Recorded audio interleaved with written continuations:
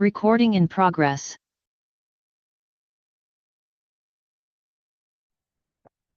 I'll allow a moment for silent prayer or meditation.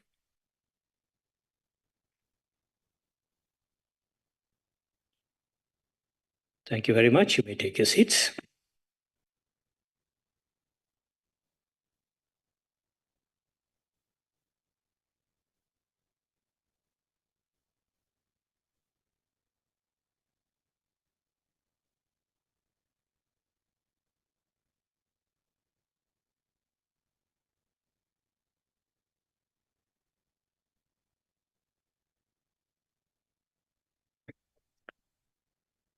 Good afternoon, honorable delegates, as well as greetings to the honorable minister, Majandina, for joining us this afternoon. We welcome you into the NCOP. Honorable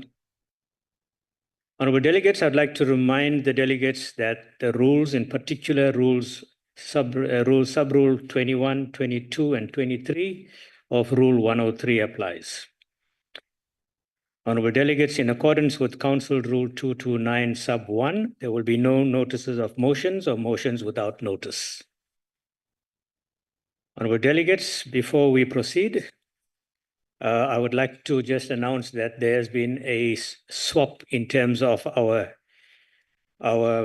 programming, in that we will be taking firstly the Honorable Minister of Water and Sanitation, and the Honorable Minister of Human Settlements will join us virtually afterwards.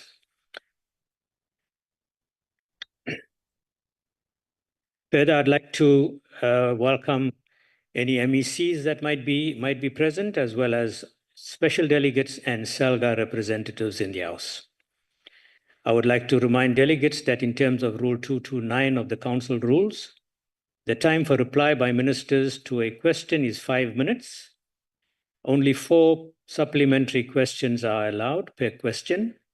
A member who has asked the initial question would be the first to be afforded an opportunity to ask a supplementary question. The time for asking a supplementary question is 2 minutes. The time for reply to a supplementary question is 4 minutes. The supplementary question must emanate from the initial question. I now call upon the Minister, the Honourable Minister of Water and Sanitation, to respond to question 171 as asked by the Honourable D.W. Finnis. Honourable Minister.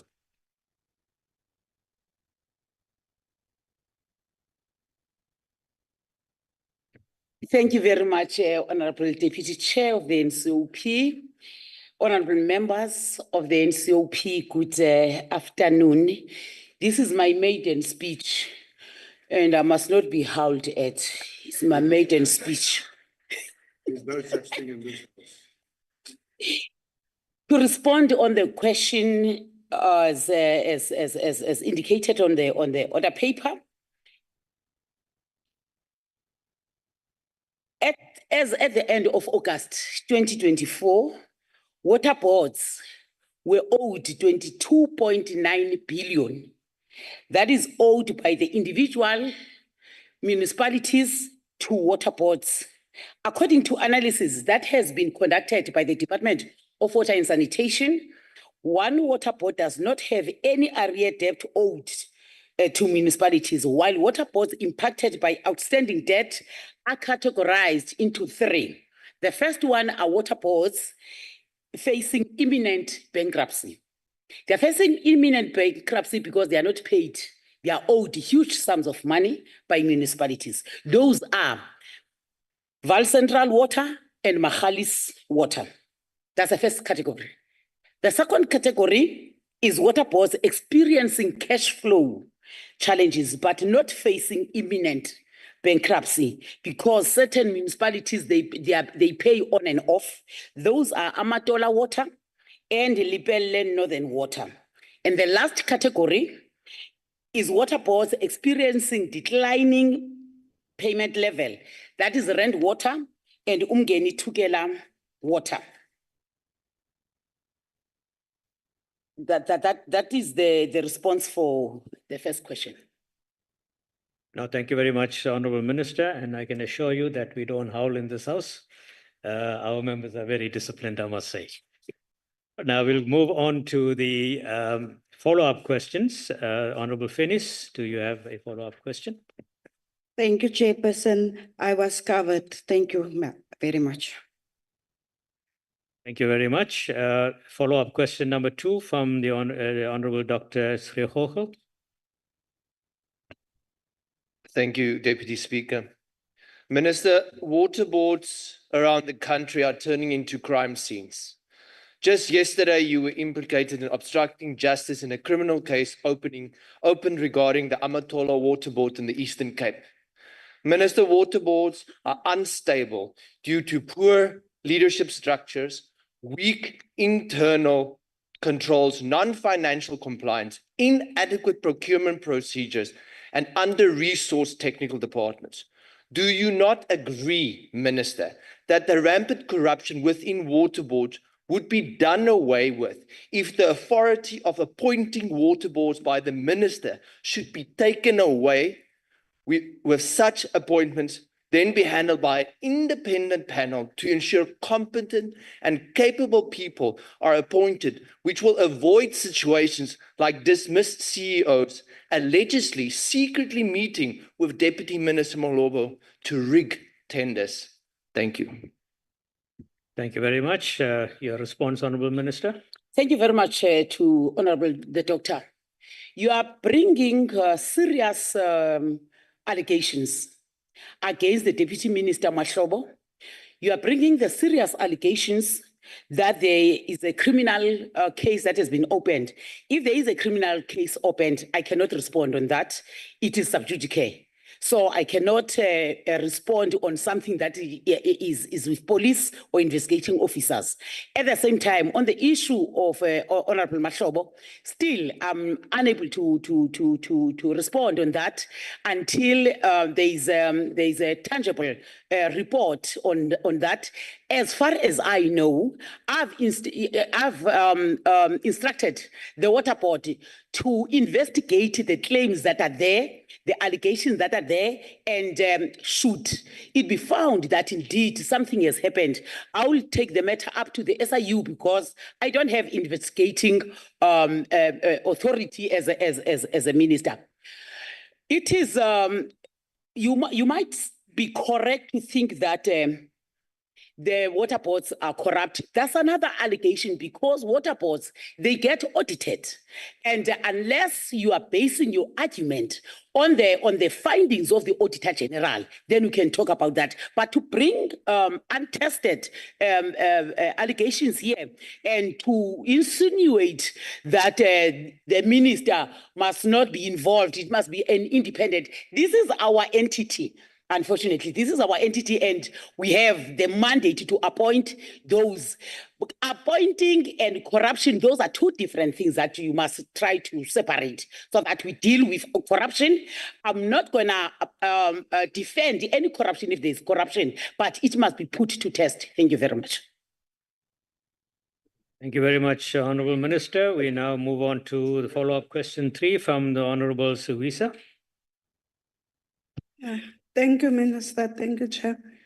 Minister, water boards are on the verge of collapse due to non-payments by municipalities. And at some point, water boards will be dysfunctional, which will lead to dry taps and no running water. This will lead to a situation where residents will be forced to drink polluted water or to have no water at all.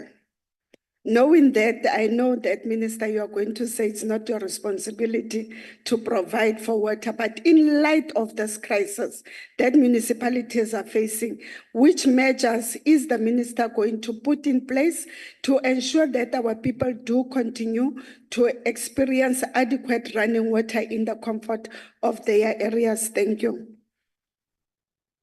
Thank you very much, Honorable Member. Honorable Minister, your response. Thank you very much, Honorable Deputy Chair. Thank you very much, Honorable Suwisa.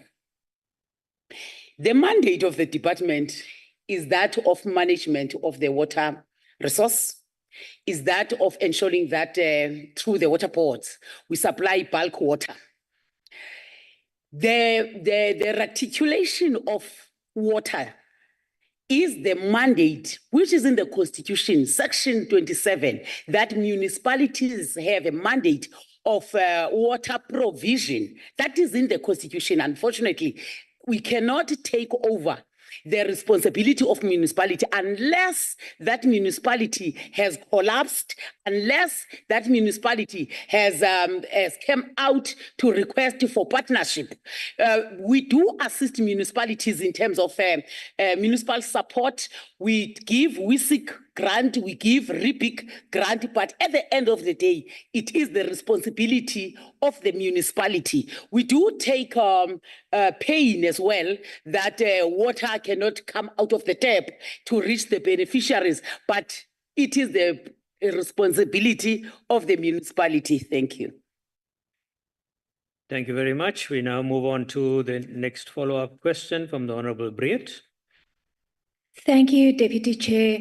Welcome on your maiden visit to us, Honourable Minister. Minister, I would like to know, you said that we have municipalities owe water boards, but to a large extent, and I can speak from experience in the Free State, it is due to insufficient revenue collection, and a large part of that is due to departments, provincial and national departments, not paying municipalities. Now, I know in a previous question I asked you, you said that you are looking at, you had a workshop and there's an SOP to look at the increase of revenue collection. But my question is, how will you assist in ensuring that departments owing municipalities, which are the biggest problems, are actually going to pay and keep to their word? Because if government can sort that out, it would be a very good day for us if government can sort out government debt.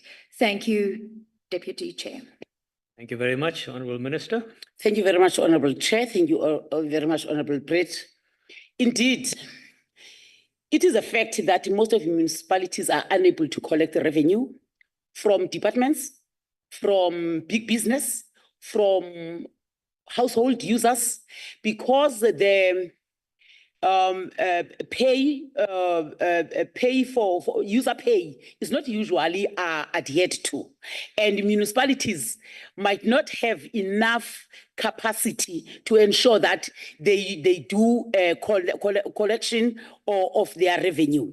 However, there is an IMC led by the Minister for Culture. We are part of that IMC as Water and Sanitation because we are owed energy and electricity is part of that because they are also owed by municipalities. The National Treasurer is part of that. What we are trying to do now, we're putting together proposals that are going to be approved by Cabinet in due course. The proposals are, one, municipalities must correct their billing system. And municipalities must appoint data collectors and be able to reclaim their revenue from those who are paying. They must enforce bylaws. But at the same time, when departments are owing, our proposal that is in the pipeline is that letting Treasury ensure that they withhold the money that is owed to departments. That money must be paid direct to municipalities. So municipalities must also, together with SALGA, try to come to the party and ensure that they bring proper debts that are owed per department.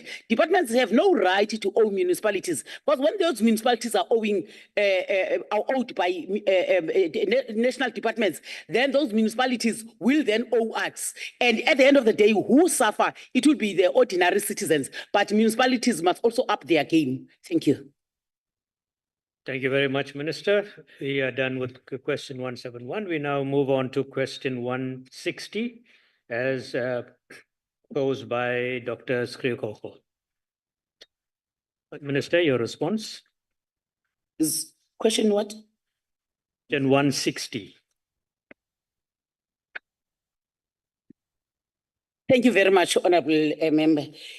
Also, on what I said earlier on, the business is also owing municipalities a lot. So we're saying to municipalities, they must go out and collect their money. On the question asked here, water moves through the landscape, and as such, it must be borne in mind that rainfall and runoff brings water in contact with agricultural lands, which then transport pesticides and fertilizers to our rivers and dams. It therefore means the issue of pollution is not done by one or single entity, but it is multiple. The first one is that of the rain. The second one, it comes to contact with roads, transport, petrochemicals, and litter to our rivers and dams. The third one is also, it flows through unserved or informal settlements, transporting human excreta and litter to our rivers and dams. The fourth one, it flows through mining areas, transporting heavy metals and salts to our rivers and dams, which then pollute them. Therefore, these require collaboration to implement the National Water Resource Strategy to safeguard all our water resources.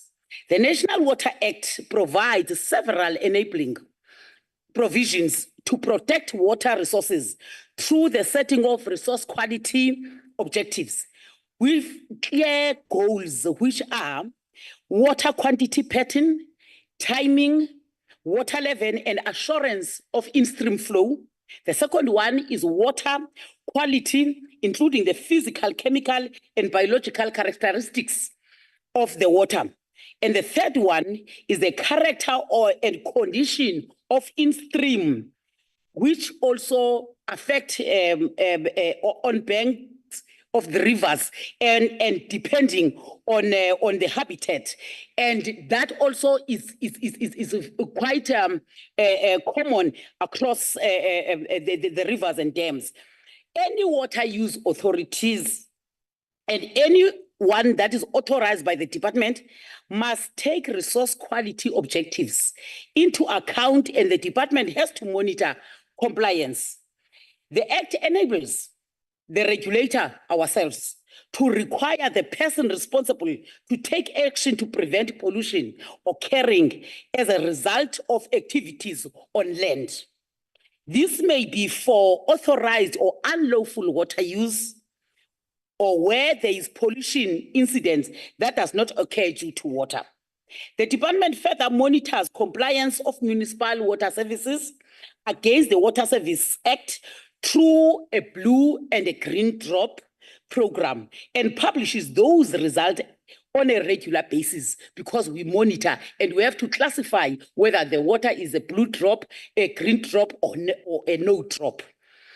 Where municipalities are not compliant, regularity action is taken to hold municipalities accountable and to address performance. Not only municipalities, the mining sector, the business sector, and everyone else who is polluting our water and dams.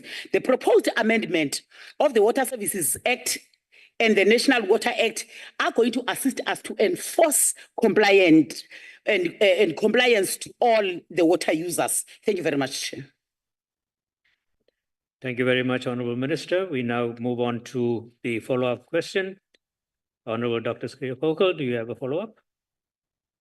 Thank you. It's me again, Minister. Minister, based on your media statement of the 9th of October 2024, you indicated that cholera has been found in the Vaal and the Harts River. However, in written response to myself about the wastewater treatment plants in Villiers and Mafube municipality in the Free State, you indicated that the problem is being resolved. And in response to Honorable Barnes, you indicated that all municipalities which are currently facing a cholera threat or spillage going has been issued a 1B directive. So would you not then confirm that your department is failing South Africans to intervene in municipal water and sanitation infrastructure, which infringes on the rights of people, which is enshrined in Chapter 2, Section 27 of the Bill of Rights, through not acting on municipalities? Thank you. Honorable Minister, your response.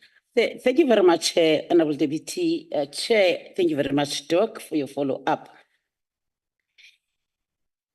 We do intervene to municipalities through the regulatory framework wherein we must inform municipality that we are not complying.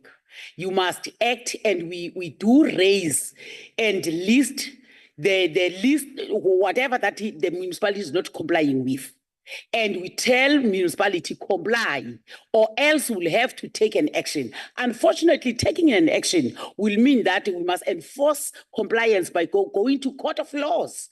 That is why I said in my earlier response, when the water amendment has been done, it will be easier for us to enforce and be able to take a proper action, because the court processes become too long. But unfortunately, we cannot just jump to a municipality. This is a sphere of government, and we must respect the 3 spheres of government. Each and every sphere has a role to play, and you cannot overreach to another sphere. Ours is support, monitoring, and reinforcement. But if municipalities are not cooperating, there's no other way. We have to go to court. We have many cases of pollution by municipalities, by business sector, but also the courts are not acting promptly on that. There are so many backlogs. That is why we're bringing the amendment, so that we don't depend on the courts. We have a right to intervene promptly on such matters. Thank you. Thank you, Honourable Minister. We now go on to the second follow-up question from the Honourable Fenny. Thank you, Honorable Chair.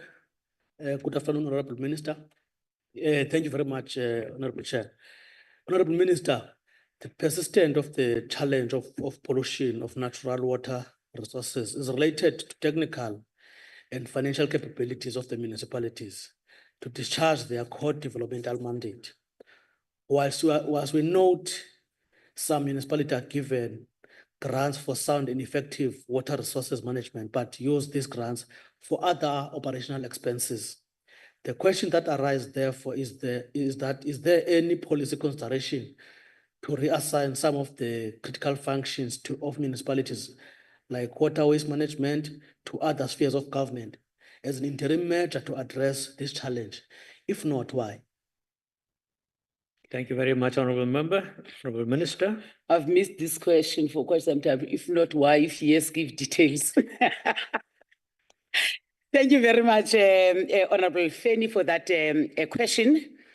The Constitution, as I said, assigns provision of water by municipalities. What do we do? The only thing that we can do is to intervene through Section 63. In Mfuleni, when there was that lot of sewage spillages there, we had to intervene. We are still in Mfuleni up until today. And there's a lot of progress that we've made in Mfuleni. We had to intervene in Hammanskraal. Now in October, we'll be handing over first phase of our intervention in Hammanskraal. But our intervention has phases. And after the 3rd phase, when we move out, unfortunately, some of the municipalities go back to square one when we move out. However, we are trying to work with municipalities through SALGA to say municipalities, when they don't have capacity to deliver on certain mandates, they must request that reinforcement. We are also busy with the amendment of section of the Act, because at the moment, municipality is a water authority. Municipality is also a water services. So those are 2 in 1. And that's a problem, because there's no one that is playing a monitoring and an oversight role. So we are saying municipalities must be able to appoint water authorities so that they can be able to play the oversight over them. But now when it is 2 in 1, you monitor yourself, you implement yourself, then it's not correct. Thank you. Thank you very much, Honourable Minister. We now move on to the next follow-up question. The question is from the Honourable Nzimande. No, thanks, Chair, and good afternoon, Honourable Minister.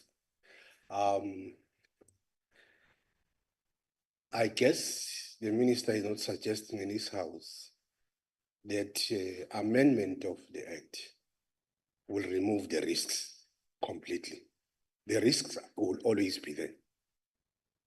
The current laws are sufficient enough also to serve as a deterrent, because they suggest also not only the liability claims that can be done through civil courts, but also through criminal procedures. Now, what we want to understand, it's whether the minister as a deterrent has applied any measure in these past 2 quarters on those that are found to have polluted natural water, and if not, why?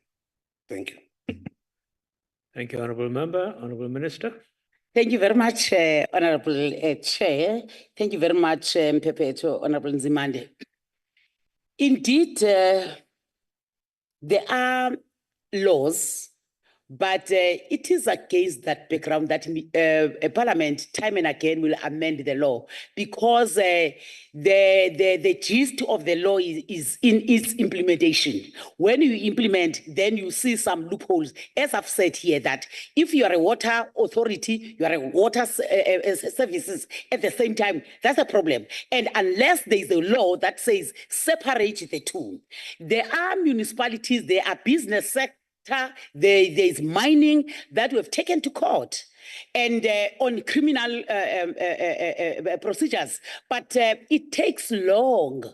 And when we have this amendment, we'll be able to get in quickly, being armed by the amendment that we're putting in place to tighten up whatever is there in the water in that water act. Unless we do that, we will have to go the route of courts, and we don't have control over courts, how long they take in terms of prosecuting the cases that are in front of them. Thank you. Thank you very much, Honourable Minister. The next follow-up question is from the Honourable Makasini. Enkosi Babes Womthombo.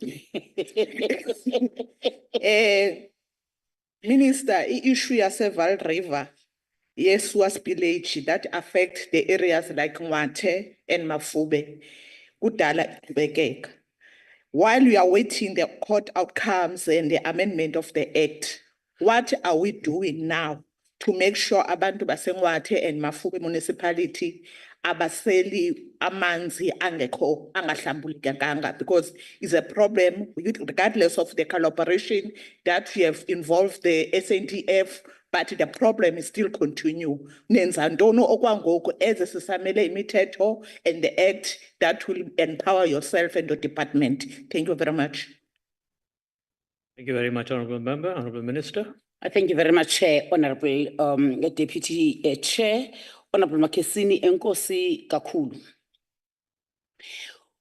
Xa ngaba uthathe imeko wayisa emthethweni, ayivumelekanga ke into yoba uphinde uyitsale ngomsila, uyikhuphe kule court uyifake kuyo ufuna uzibambela yona, especially xa ngaba awunayo into ekugunyazisayo into yoba ngoku uyithathele kuwe. Kodwa siyithathela ingqalelo le nto uyithethayo. Sidibene noomasipala bonke baseRhawutini, sidibene noomasipala base-Northwest, and sayithetha ke into yoba umasipala makadlale indima yakhe apho ecela ukuncediswa, makafuna ukuncediswa. Ingxaki ke into yoba abantu bafuna ukuncediswa bangafaki imali, bathi wena ozoncedisa yiza nemali, ibe ibudget le uyirejectileyo apha le mini ndime apha ingasincedisi. Wathi wena i-reject budget, uthi mandingenelele ngantoni? I-EFF rejected ibudget apha kule ndlu, sawungenelela ngantoni? Namhlanje nifuna uthethelela abahlali, siyavuya bathethelela, kodwa ni-rejectile ibudget. Withdraw laa nto yokureject ibudget and support the budget. Siqhube. Even honest. Thank you very much, Honourable Minister. I did tell you that this is a happy house.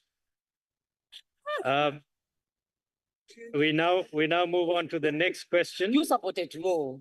And that is question number 172 that was posed by the Honorable Mokwele. And I'm told that the Honorable Mokwele is not in the House, but is on the virtual platform. Honorable Minister, your response to question 172. Thank you very much, Deputy Chair. The response to Honorable Mukwele is that the department has several critical national water resource infrastructure projects that were previously delayed is correct. They were delayed for a variety of reasons. Amongst others is financial constraints, COVID-19, procurement delays, high turnover of leadership in the DWS over the past 10 years, and unforeseen technical and contractual challenges. All the delayed projects have been unblocked. I stood here in July to table the budget vote, and I listed all the projects that have been unblocked, which were delayed for many years, including the Lesotho Highlands Phase 2 project of 28 billion, Mkomazi Water project of 8 billion, Ndabelanga and Umzimvubu, amongst others. The expeditious implementation of all these projects will continue to be a priority for the department in the current financial year. The details of the 3 projects mentioned above include projected completion dates and which I provide as follows. Lesotho Highlands was delayed for 9 years. And it was planned to be completed in 2019. The main causes in the delay included negotiations with Lesotho, which took longer than expected. There was a change of government in Lesotho in 2013, and the new Lesotho government wanted to review the agreement, and that there were 5 different ministers in Lesotho, and 11 different DGs and acting DGs. And in the DWS, from 2013 to 2022, we also had an acting DG. All that has resulted to delays in decision making. All the main contractors for Lesotho Highland project were awarded late in 2022. And the Podihadi Dam and transfer tunnel to Katse Dam are now fully under construction. The project is planned to be completed by 2028 to enable water to be supplied to the integrated Vaal River system in Gauteng. The project is jointly implemented by both countries, Lesotho and South Africa.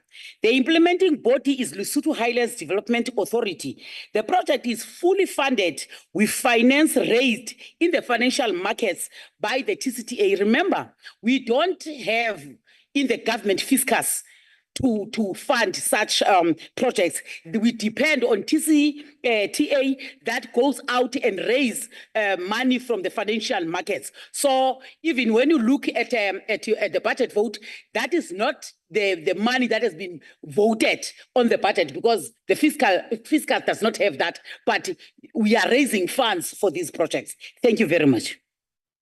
Thank you, Honorable Minister. Honorable Mokwele, do you have a follow-up question?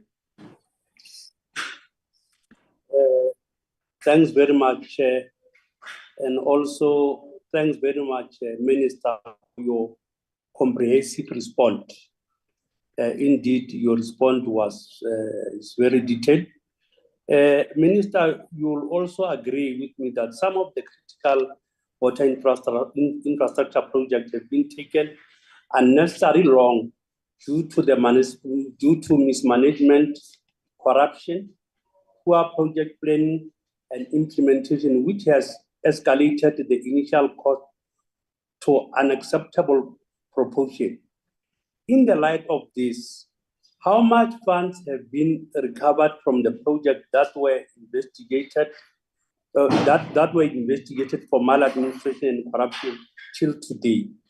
And based on the monitoring by the departments, can the minister take the South African into confidence whether there are no early warnings of further undue delays that may impact some of the critical high projects mentioned by your good self, Honorable Minister? I thank you. Thank you very much, Honourable Member, Honourable Minister. Thank you very much, Honorable Deputy Chair, Honorable Mukwele. Mukwele, yes, thank you very much. In terms of mismanagement of funds, fraud and corruption, there are a lot of cases that are with SIU. In the next 2-3 weeks, I'll be meeting with the SIU to receive the report. And I don't want to assume or to make unnecessary claims here who is responsible.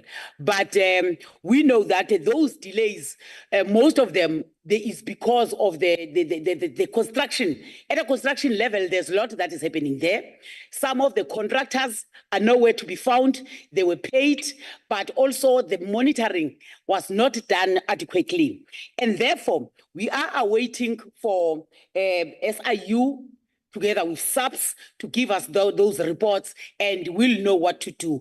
But I must be honest to this Honorable House and August House that there are no monies that have been recovered up until today as far as these cases are concerned. But we said whilst there are cases that are investigated, let's unblock the projects, and those who are implicated, those contractors that are implicated must not be active contractors in this project. So that is where the matter is. Thank you very much. Thank you very much, Honourable Minister. We now move on to the second follow-up question from the Honourable Kennedy.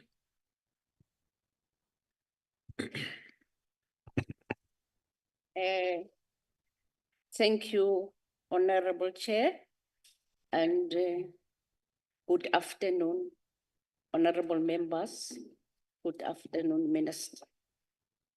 Minister, you indicated the problems of delay. You mentioned again the way of financing the project. Now, Minister, is there any management strategy of the department to monitor this current cause of delay in the water infrastructure project to keep value for money in track and to see if it's cost effective? Thank you. Thank you very much, Honourable Minister. Thank you very much, Honorable House Chair, Deputy Chair. Thank you very much, Honorable Kennedy. The delays beyond corruption, fraud, mismanagement, other delays, they are caused by environment. It depends where, because when you're about to build such a huge dam, you must also look at the environment assessment.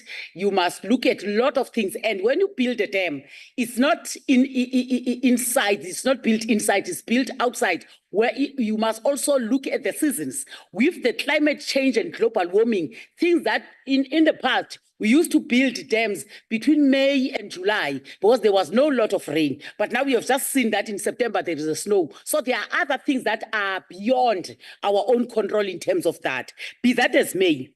The TCTA, because they are the ones that are financing, fundraising towards the financing of these projects. They have since tried to have a monitoring team that take the project from the start to its completion. But also other interruptions emanate from the construction mafias now of late.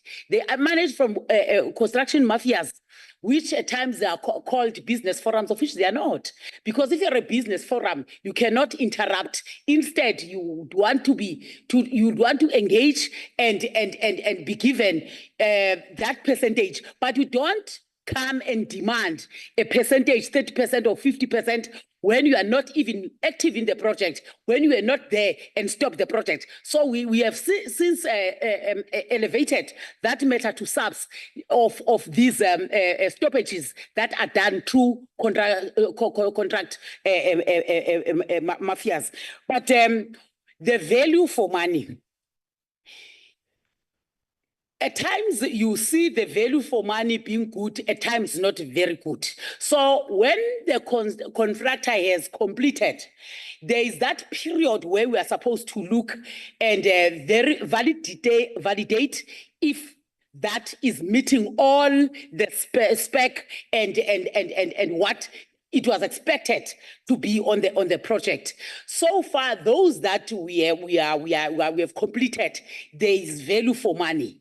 But it is very difficult, Honorable Member, to you, Chair, to be able to know that it is 100%, because after we have built this water resource, it must then go through the water treatment plant. So you might find that the problem is not with the water resource. The problem might be with the treatment plant. The problem might be when the water gets reticulated. It is against that background that we want to work with municipalities, that when we have finished the water resource, we must then say to municipalities, here's the water resource that we're handing over, which is here, we are done. And therefore, we must have engineers that time and again will monitor, time and again will do maintenance. Because what is killing our water infrastructure is lack of maintenance. Thank you very much, Chair. Thank you very much, Honorable Minister. We now move on to the next follow-up question from the Honorable Mohai. Thank you very much, Deputy House Chair. Honorable Minister, South Africa's economic hub, Gauteng, will reach day zero within the next 5 years. And this is due to infrastructure failures and climate-induced drought. Given that there's no political will by the current governing parties in the province to address the severe service delivery crisis in Gauteng's metros, is your plan realistic to address this dire situation? I thank you very much, Honorable Deputy House Chair. Thank you very much. Your response, Honorable Minister. Thank you very much, Honorable Deputy Chair, Honorable Mcinga Nkosi. Is that Mcinga?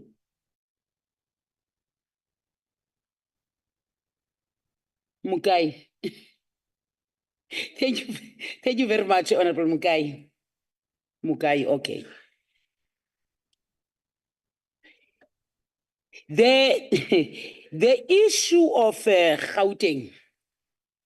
Let me start by demonstrating what is happening in Gauteng.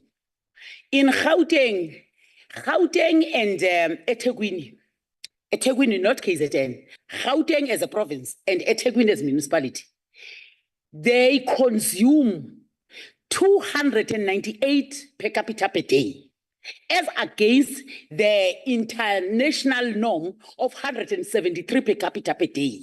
It therefore means they consume a lot of water. But that consuming of a lot of water might not address what was raised earlier on to say, why are our people not getting water when the consumption is this high? It is high because there is a lot of non-revenue of water, the water that gets lost, the water that is leaking. And we provide the bulk water supply, and we charge as per the liters that we have distributed. And out of the liters that we have distributed, they don't all reach communities. And it is not our baby if they don't reach all communities, because that is the role of the municipality to ensure that they close the leaks. The second, the second one, mamela ubuze umbuzo DA, and yayuva unengqumbu yongafakwa kula masipala. Yayuva unengqumbu. Inini unengqumbu. Nengqumbu sikhona EFF ke phaya. The second one is that there are a lot of illegal connections. The third one is the growing population. The fourth one is informal settlement. And therefore, we have put Gauteng on level 1 because we want to knock sense to Gauteng that start enforcing your bylaws. Start making sure that you control your water service, because if we don't do that, Gauteng can run out of water for the next 2 to 3 years. So we are now on level 1. We've addressed all municipalities of Gauteng. If they don't comply, we are going to go to level 2. and level 0 or day 0, you might not be impossible.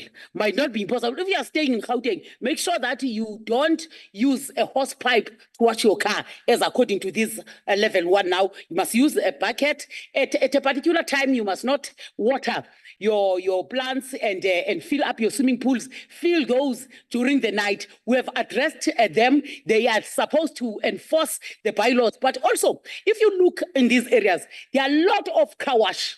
Those car washes, they are not even metered. They are not metered. They use a lot of water. So there are many water that is lost, which must be attended to by municipalities. Thank you. Thank you very much, Honorable Minister. We now move on to the next Honorable Minister, that is, member, that is the Honorable Farmer. Thank you, Deputy Chairperson. Thank you, Minister. In the 2016 State of the Nation address, former President Jacob Zuma announced the raising of the Ken William Dam wall. We are now in 2024. For a number of years, water affairs personnel are staying in Lambert's Bay in flats rented by your department. How much money has the department spent without the dam wall being raised as we speak?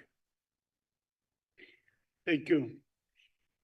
Thank you very much, Honorable Minister. Your response? Thank you very much, Honorable Chair. The second part of the question is a new question altogether, because it's not about Glen Williams, it's about amount of rental that is paid by the department for the employees that are staying there. So I must bring a written report when it comes, a written response when it comes to that. But I do know that Glen Williams Dam is part of the dams that we have unblocked, part of those projects. So how much we are paying for those who are staying there, I don't have details here, but I can bring a written response. Thank you very much. Thank you very much, Honorable Minister. We will await that written response. That concludes 172. We now move on, Honorable Minister, to question number 166 that was put by the Honorable Peter. Your response.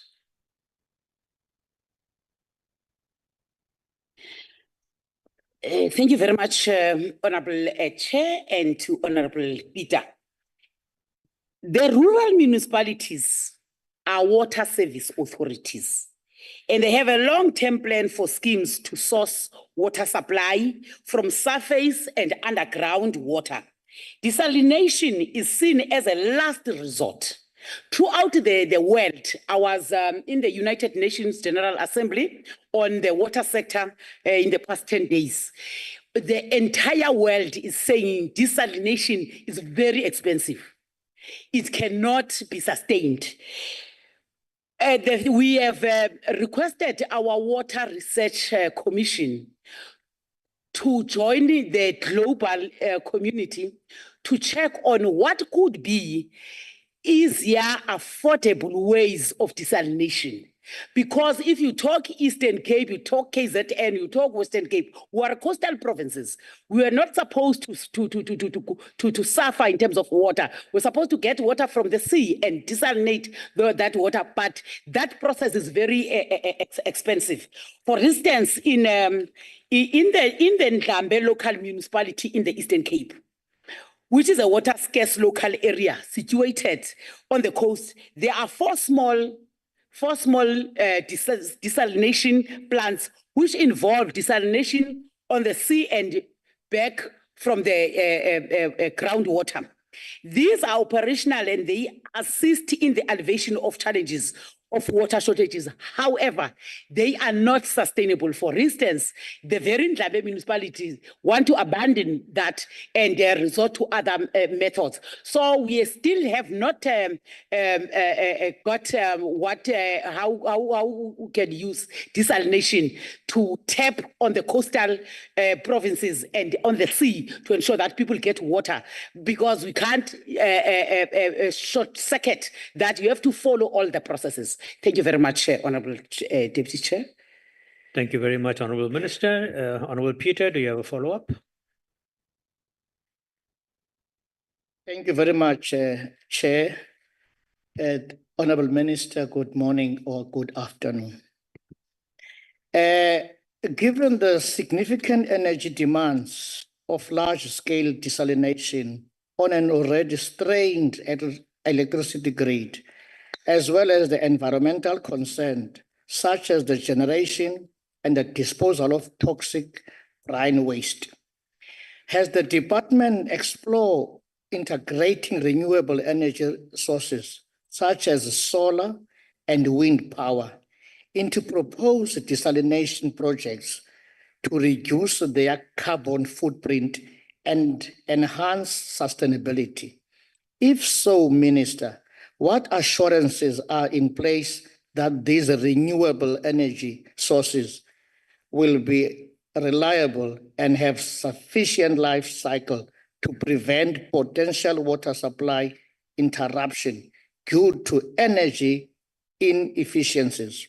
Moreover, considering the potential disruption to marine ecosystem and the local fishing industries, what long-term environment monitoring and mitigation strategies does the department plan to adopt to assess and address the cumulative impact of desalination on marine life? Unganibethi Minister, ndiyakuthanda. Enkosi. Uqonde kwalo umbuzo wakho mithathu mine. Thank you very much. Kodwa thank you through you, Chair. Honorable Minister, the second part of the question hinges on environmental issues, but if you want to answer it, you may do so. Thank you very much, Chair. Bawupita. Enyanisweni uyivile into yoba uye wasemoyeni wofuna ubuza yonke imibuzo ubuloku nayo. Kodwa eminye ayingeni apha ngoba umzekelo kulo ubuzayo ngodibane nombane nesola into yoba singenza njani na. Ndicinga into yoba more than ukuba ngumbuzo fanele uba yi-suggestion yile nto ndithe xa ndiqala yapha. I-Water Research Commission sithe mayikibe noxanduva lojonga best practice. For instance, i-UAE as a country, they are solely dependent on water that is the water that has been desalinated. They are depending on that. But as I've said that, nansi Ndlambe ayikwazi ukuyigcina ixesha elide. Now we are saying, here is the best practice of Ndlambe. How can we assist? So the points that you raised on energy, how can we bring that? Ifuna ke i-research ke eqiqileyo ke ukuze sikwazi ukwenza loo nto. Kodwa kwangoku andifuni kumisleada le ndlu ndithi hayi singakwazi kuyenza ngoba ingabuya ngam loo nto. Enkosi kakhulu. Thank you very much, Honorable Minister. I take this opportunity to welcome the Deputy Minister. Thank you for joining us. The next follow-up question is from the Honorable Pinar. Thank you, Deputy Chairperson. Honorable Minister, I can see you're very passionate today with your responses. Minister, in light of the countrywide water shortages, taking into account that only 2 dams have been built to completion since 1994, would the Minister not agree that her department has failed South Africans with regards to the water supply? And what plans are in place to develop new dams across the country to prevent a water crisis in the next 10 years, like we saw with energy and NCOP? Thank you, Minister. Thank you, Honorable Member. Honorable Minister, your response. Thank you very much, Honorable Chair. The Honorable Member Pinar is misleading the House with that question, because I stood here and dispel the myth that no dams were built except 2 dams. 27 dams were built. I listed the names during my budget vote speech. I was standing here. Go and check Hansard. So the intimidator would nick in parliament. Go and check Hansard. Go and check the speech. I sent my speech electronically so that I can be held accountable. If the dams were not built where you stay, it does not therefore means that the dams were not built. In the very budget speech, I said we are unblocking these dams.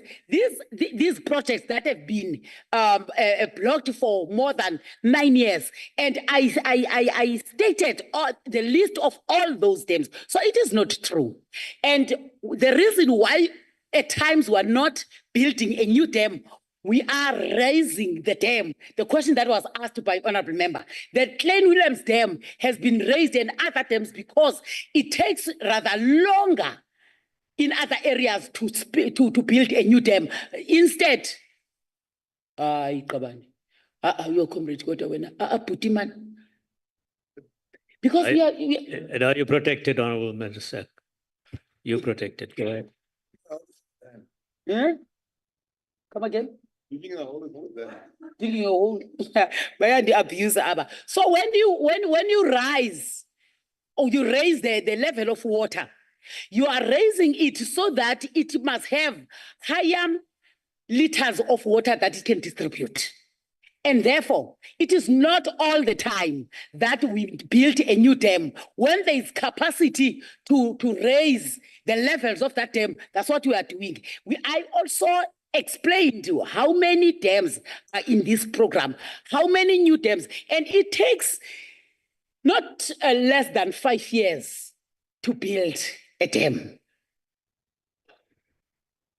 Thank you very much, Chair.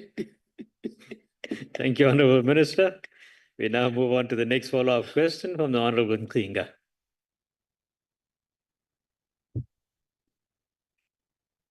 Thank you, Chair. Chair, can I speak sign language today? Uzandiva Minister, but it's sign language. Sakuxolela just for today, sakubulisa nje manje, right? Madlangisa, Thole Qaqani. Owami umbuzo uthi into yokokuba ubuke wacinga ukuya eHamburg, kuCentane, eCoffee Bay. All the coastal towns to access the potential for desalination plants that could supply clean drinking water to these rural communities that have no water, like Ikobozana location in Pedi and Angosha municipality. Many of these areas, like other poor rural regions with ocean access, could benefit greatly from such initiatives. Matole. Minister, desalination ikhupha ityuwa, iklina amanzi aselwandle, so that kuzobakho amanzi azokwazi uselwa ngabantu. Njengokuba sibona into bale department yakho ixakiwe, ayinaso ezinye isolution yonika abantu amanzi. Zikhona ilala ezinamanzi, Minister, elwandle. Ndicela ukubuza ubukhe waya nje kule research uyenzayo, so that sizobona into yokuba asinokwazi ukunceda nakwezinye iprovince efana eFree State, eMangaung abanamanzi, Minister, eThabo Mofatsanyana, KwaZulu Natal, like Amajuba, Ilembe, Mhlathuze, eSikhukhube, Limpopo, Minister, akho manzi, Northern Cape. Access to clean water, Minister, is crucial for the well-being and sustainability of our communities. Diabulela. Thank you very much, Honorable Member. Honorable Minister, your response. Thank you very much, Kumama uNdlunkulu. Hayi Ndlunkulu, akufanelanga nje ndihambe ndinkqenkqeza apha esithubeni ndiyojonga lena le ndiyayazi le nto ethetha ngayo. Andinawuphaphatheka ke ndiyibheke eHamburg ndithi ndiseHamburg ndibe ndiseQonce ndithi ndiseThekwini ndibe ndikwenye indawo. Ndiyalazi le nto bendithetha ngayo apha ndithi unweme lude kakhulu apha eMzantsi Afrika. Ukuba ngaba ibingekho expensive ngolu hlobo le nto desalination ngaba asinangxaki ndithi. Sithe i-Water Research Commission mayike ijonge ezinye indlela iyofunda kwamanye amazwe into yoba yeyiphi imeko enokwenziwa into yoba kube lula ukuthatha la manzi. Ayikho lula njengoba uyithetha. Ukuya kwam ndifike ndijame phaa ndiphuhlule amehlo ayizukwenza loo nto amanzi ajike. andingoyesu olojika amanzi awenza iwayini anawajonga phaya ajikeke ke ngoku la manzi aphuma ityiwa anika amanzi ngalo mzuzu inendlela zayo efana uba mazenzeke awutsali nje asinayo thina kwalaa nto itsalayo ukhupha amanzi awasefwa ingathi usefwa nomjubalala wakha ugalele esefini ine-process ende kodwa expensive kakhulu yile nto uTCTA makasincedise as part of fundraising nale nto ye-desalination izijongwe ethubeni kodwa amaxabiso wayo awafikeleleki Ndlunkulu. Enkosi. Thank you, Honorable Minister. The next follow-up question is from the Honorable Baines, who I'm told is on the virtual platform. Honorable Baines.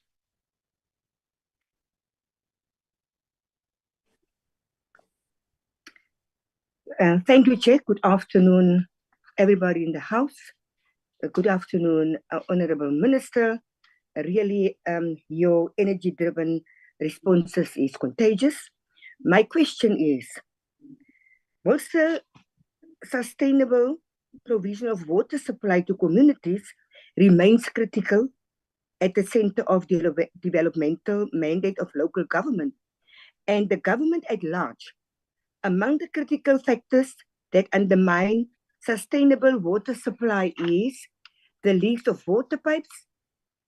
In this regard, are there regular scientific audits of the loss of water due to leaks of water pipes by municipalities? If not, why not?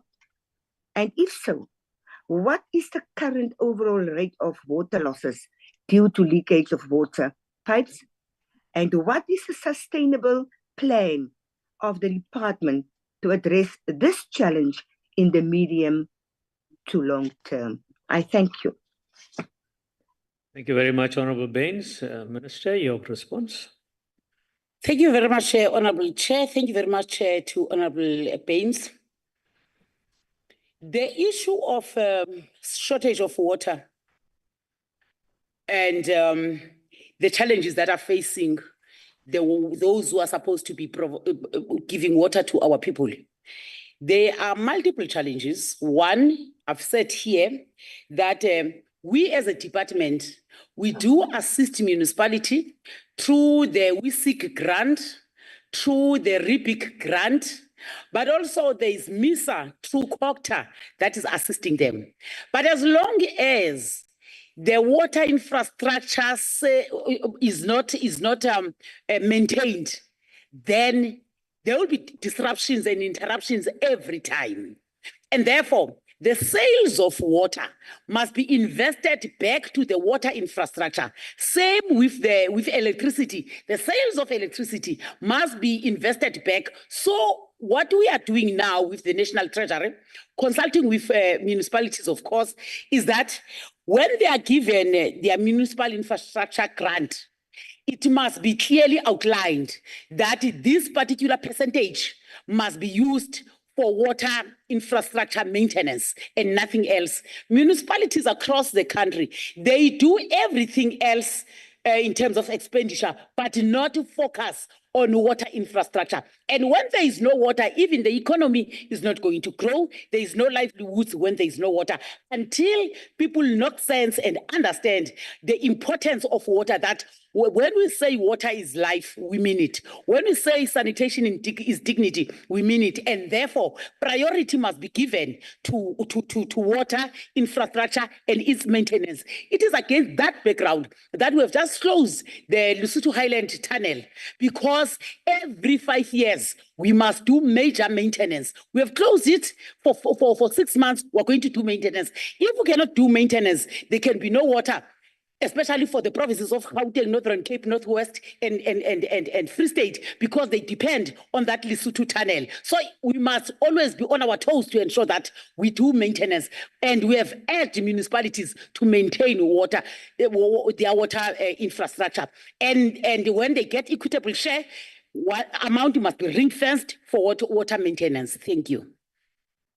Thank you, Honorable Minister. That brings to the close of 166. We now move on to question number 153 as posed by the Honorable Chirwa Mpongose. Your response, Honorable Minister. Thank you very much, Honorable Deputy Chair, and to Honorable Chirwa. Mogale City is a water service authority which owns and operates the water and sanitation infrastructure.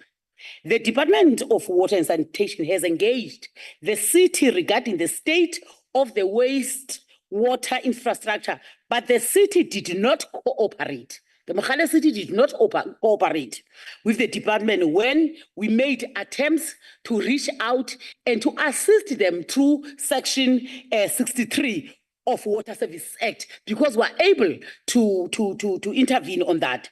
In terms of its role as a regulator, our department issued a pre-directive notice and directives compelling compliance to the Mogale City.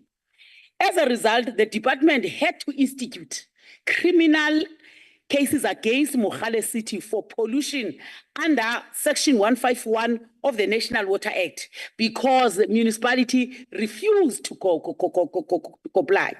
The criminal case are under investigation and will be handed over to National Director of Public Prosecution. And at the same time, the case number in relation to the spillages from the Percy Stewart wastewater treatment is case number 76/8/2023. In terms of this case instituted in August 2024, however, despite numerous follow-up by the department, we have not as yet received information how far the case is. We had to resort to court because municipality refused to cooperate with us when we wanted to assist them. Thank you, Chair. Thank you, Honorable Minister. I can feel today that you are on fire. You are taking your portfolio with seriousness it deserves. If people are not doing their job, we must act against them. The next follow-up question will come from Honorable Mpongose.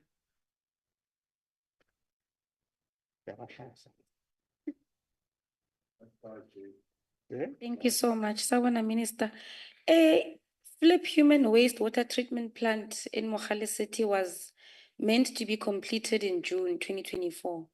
However, as expected, it wasn't the case, and it currently sits at 80% completion rate. So we want to find out, how does the minister plan on intervening on this particular case, and what the minister will do in that intervention?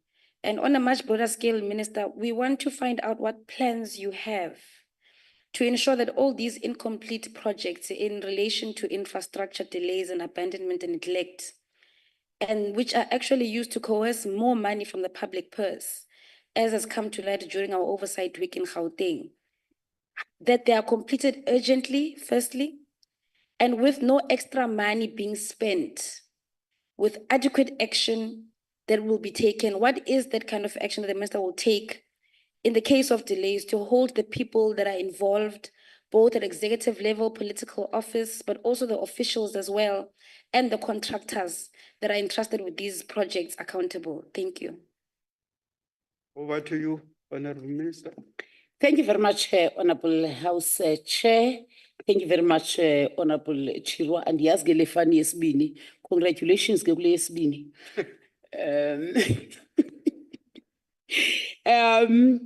In terms of the flip human waste water treatment works, the department, having reached out to Mogale City, Mogale City is a sphere it's a local government sphere. When they don't want to cooperate, we cannot enforce ourselves on them. We have to respect the constitution, and that in a local government sphere is an independent sphere. Whilst we cooperate, but we must respect their right in terms of the constitution. Hence, we had to resort to go to court because we want to assist them. They don't want to be assisted. And who suffers is the community, as we have said, as we have seen during your oversight. And therefore, I've given the fact the point that we are still awaiting for the case number to know what to do next. When you have taken the matter, reported the matter as a criminal case, you cannot act outside that. You have to await for that.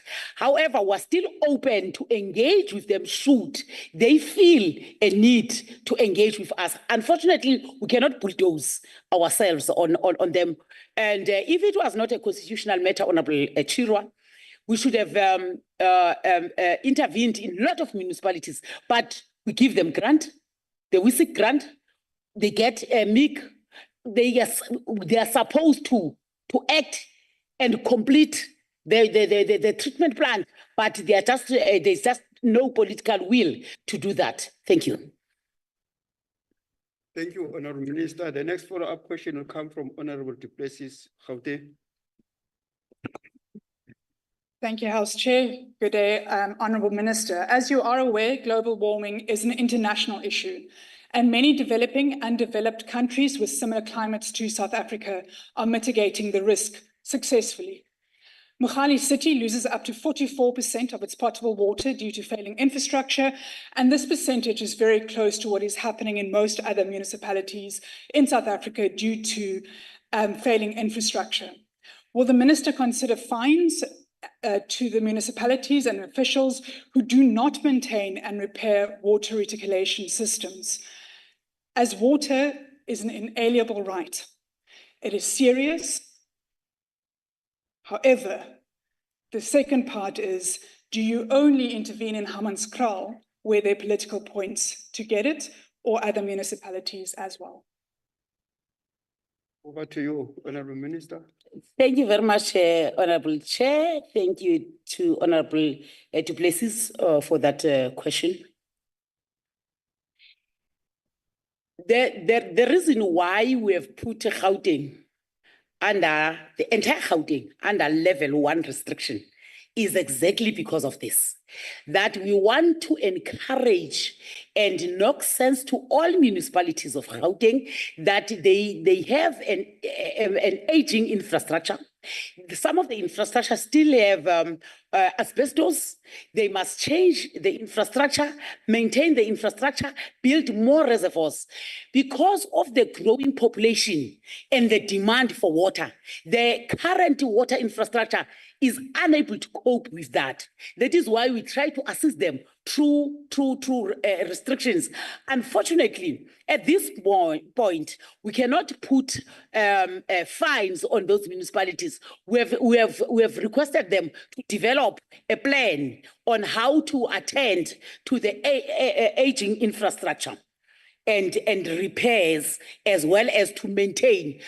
We have tried to make maintenance around Johannesburg through the rainwater in Ekurhuleni, as well as in the city in Tshwane, in the municipality of Tshwane. But we inform municipalities a year prior to the major maintenance when we maintain our own, so that when it takes water to them, it must be clean water. And we say to municipalities, prepare yourselves. In the next 12 months, we'll be doing major service.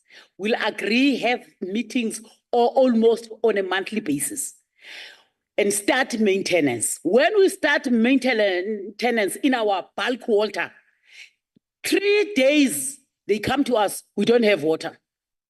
Stop maintenance. We cannot work like that. Stopping maintenance will be very dangerous to the communities around Gauteng. And therefore, our plea has been that to municipalities, cooperate, come up with a maintenance plan. Even your own car, at a particular point you do minor service, at a particular point you do major service. You cannot skip major service, and therefore you cannot skip major service of water infrastructure.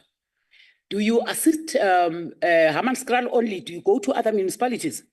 In Hammanskraal, we had to intervene because that became a national crisis when a lot of people lost their lives there, and it was said it's because of water.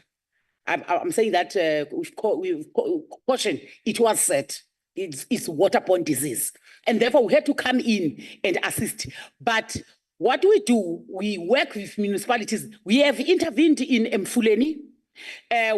When municipality is found helpless, we do intervene once there is a crisis. But we are not supposed to wait for crisis. But the budget that we have is not to go and service municipalities. Our budget is well articulated for what program, at which municipality, at what time. So we don't take over the waste management and intervene on each and every municipality. Thank you, Chair. Thank you, Honorable Minister. The next follow-up question comes from Honorable Zibanda Mpepetwa from Gauteng. No, thanks, Honorable Chair. I hope the minister this time is going to answer me. I hope it's ungiphendula ke ngoku. No, Minister, look, I'm not sure whether your answer since you started presupposes that the center is not holding. Because clearly you have a forum where you sit as ministers, you have their president, in as much as there is a functional area of or powers of the municipalities. But when you allocate money, a conditional money like 35 million that you pumped in Mohale City, it follows that there is a certain responsibility from your side. So it can't that it will be just a hands-off situation. A responsibility which will ensure that at least the money that is pumped there under your hand or through your hand is used or utilized effectively and there's value. Now, the question is, now we have drawn a lesson from what Mohale has done, chose to build the offices when we have a serious problem. What are the plans or cooperative plans that the minister has with cooperative government, minister and Minister of Infrastructure to ensure that the challenges do not multiply themselves to other areas or parts of the country? The challenges that will involve also the issue of defiance that the minister is talking about. Thank you. Over to you, Honorable Minister. Thank you very much, Honorable Chair. Wempepethu. I-two-prong, khona lapho kufuneka khona, ufuna ukushaya i-center that I hold. Awuzuziqonda kahle izinto usafika wena. Yabona mos i-NCOP party intsha kuyo yonke le nto sikuyo. Ifika ihambela phezulu. Masukunike ke i-free abet. Uba siqhuba njani na? Kukho i-department lisithi ithi masincedise omasipala nge-WISI grant, nge-RIPI grant. Already i-case yaseMogale City, we have exhausted all the remedies. Sibanikile i-45 million. Yindawoni le ngaholdiyo. Iphile send uyifunayo. Oh, whenever the center does not hold nifaka nje, the center is not holding. The center is not holding. Iyaholda ke le center. Yile nto ndime up ndikuphendula iholda ngqo. Ibambe kanje. Le center ibambe kanje nkqi. Phephetho ithe nkqi le center. Sesa engage umasipala sathi prioritize 100 million yale wisiki sikunike yona. Uthi wena i-center does not hold. Phila center uyibeke phila center ingaholdiyo. Le ndiyikhokhela i-center iyaholda. There is money that is allocated through MISA. Ngoku wena ubekwenza imismasala apha uthatha indwendwe ne-visitors uzidibanise. Zinto ezohlukileyo indwendwe ne-visitor uyava? Sozidibanisa. Ngoxa ndidibanisa uzakwenza mna ndihambe ndiyolwa no-Honorable Uhlabisa ndithi center ayiholdi. Umuntu nomuntu ubaleka kuleyini yakhe apha. Onda NCOP party uzawufunda mani kusekutsha. Uzaba right. Uza kusekutsha. Thank you, Chair. Thank you. Futhi wena wa-reject i-budget. Uhamba ne-EFF. Uthi masifuni xa wa-reject i-budget. Abantu wawuthe uzobamela u-reject i-budget uzabamela njani?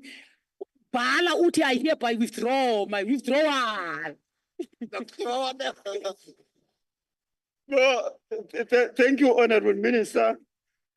The next follow-up question is coming from Honorable Feni, who's on the visual platform.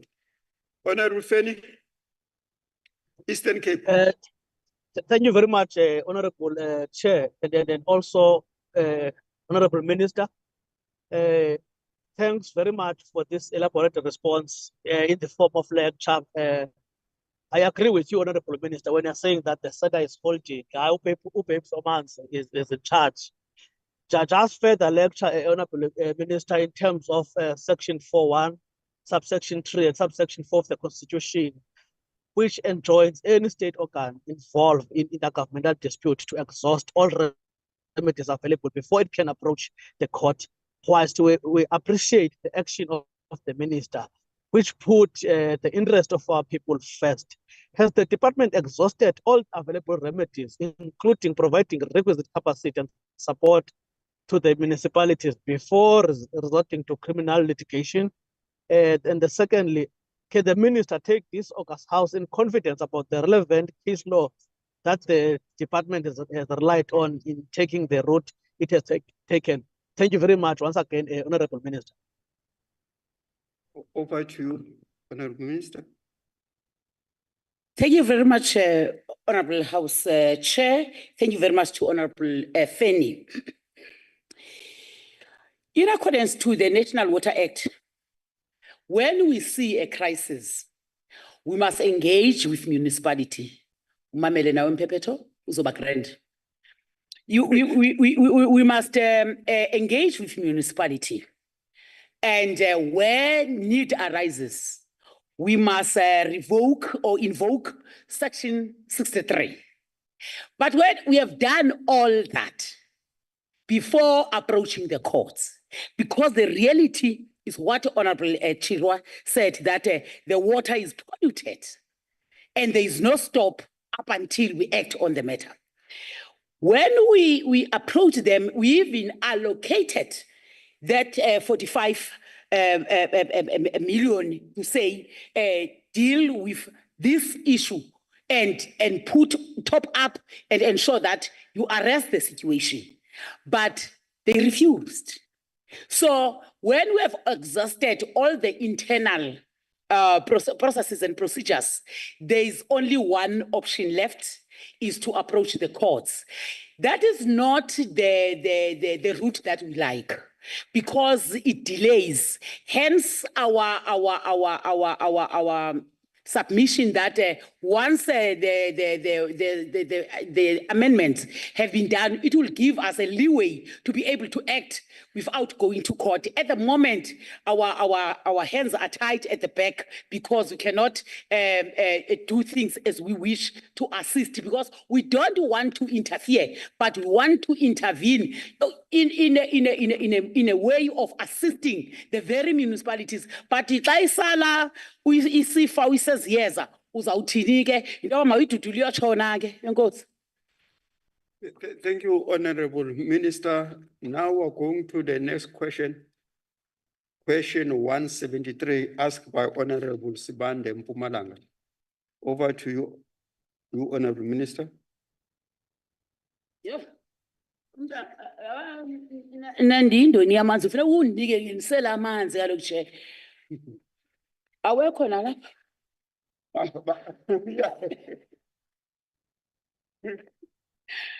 Kaloku sizinto ezisela i-still water sihlamba ngaso sirinse nge-sparkling. Udlobe ke ngoku xa usemanzini. Enkosi kakhulu, Chair. Honorable Chair, thank you very much to Honorable Sibande.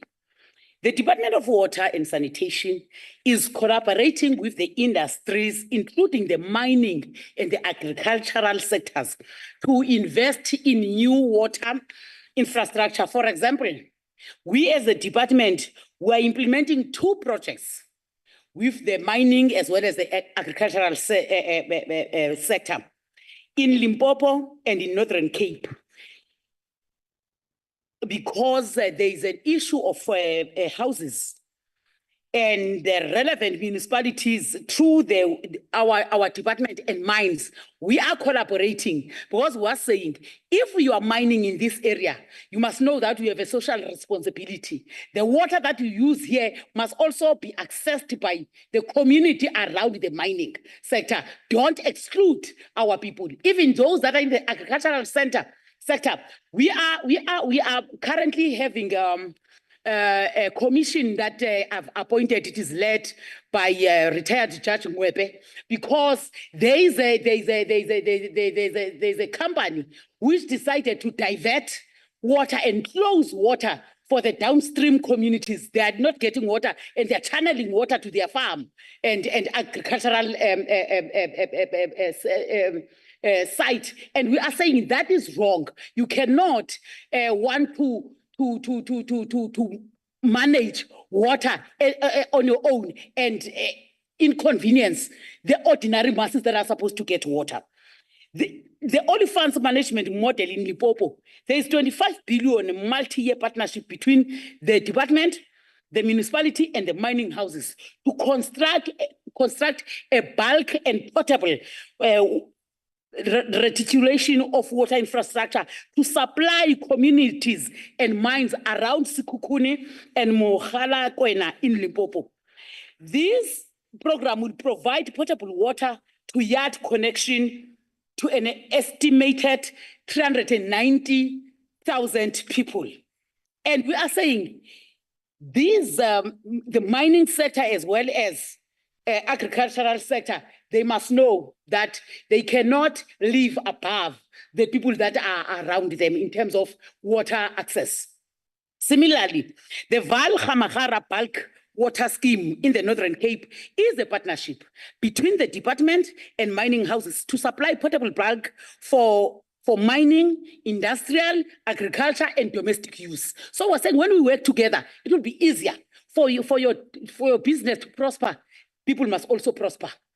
The department has also established the Water Partnership Office because we want the team that will run with this. They must go to the mining sector, they must go to agricultural sector, because the agricultural sector is the one, and mining, they are the most consumers in terms of water. That water partnership office is also working with the Development Bank of South Africa, of Southern Africa, to assist municipalities to contract the private public partnership. This WPO implement and standardize national program. Amongst others is what was asked here earlier on, the non-revenue water program, water reuse, seawater desalination, wastewater treatment. We are saying let's bring other people into the fore to work with us so that we can be able to deliver together. Lastly, the department has a long-standing agreement with strategic water partners, which provides a platform for private sector, civil society, and government to catalyze the involvement of private sector. And when I talk private sector, I'm not talking about privatizing water. We cannot privatize water under any circumstances, but we are saying the private sector must play a role in terms of economic growth, in terms of the livelihoods that must access water because they do business where these people stay. Thank you, Chair. Thank you, Honorable Minister. The first follow-up question will come from Honorable Sibande. Thank you, Minister, for your elaborate response. But nevertheless, I'll add few so that you can add your 5 minutes as well. Honorable Minister, with South Africa's history of apartheid colonial legacy, much of land resources and associated resources underneath, it continues to be under private ownership. My question, has the department considered water resources sectoral social compact for effective and efficient delivery of water infrastructure and supply? Secondly, if not, why not? And if so, what are the relevant details? Thank you. Thank you, Honorable Sibande. You have a lot to deal with. Over to you, Honorable. If not, why not? If yes, what are the details? I don't know who started this thing, Kule Parliament. If yes, why? Effective oversight. Yes. No, thank you very much, Chair. I always enjoy to be in the NCOP. I was a member of this house from 1999 to 2004. Hence, I cannot address this house on virtual. I really respect this house. I'm part of this house. I was made by this house. So I'm your product to claim in this house. I was still the Treasurer General of the Youth League. Nisekhona ke nani ningekahambi nina aba. Chair, Honorable. Thank you very much, House Chair. House Chair, let me assure this House that there is no private ownership of water in South Africa. People apply for licenses for water use, and we give that license. But if they don't comply, we withdraw the license.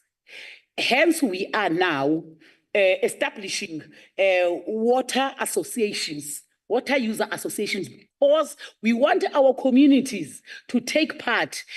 Everything is around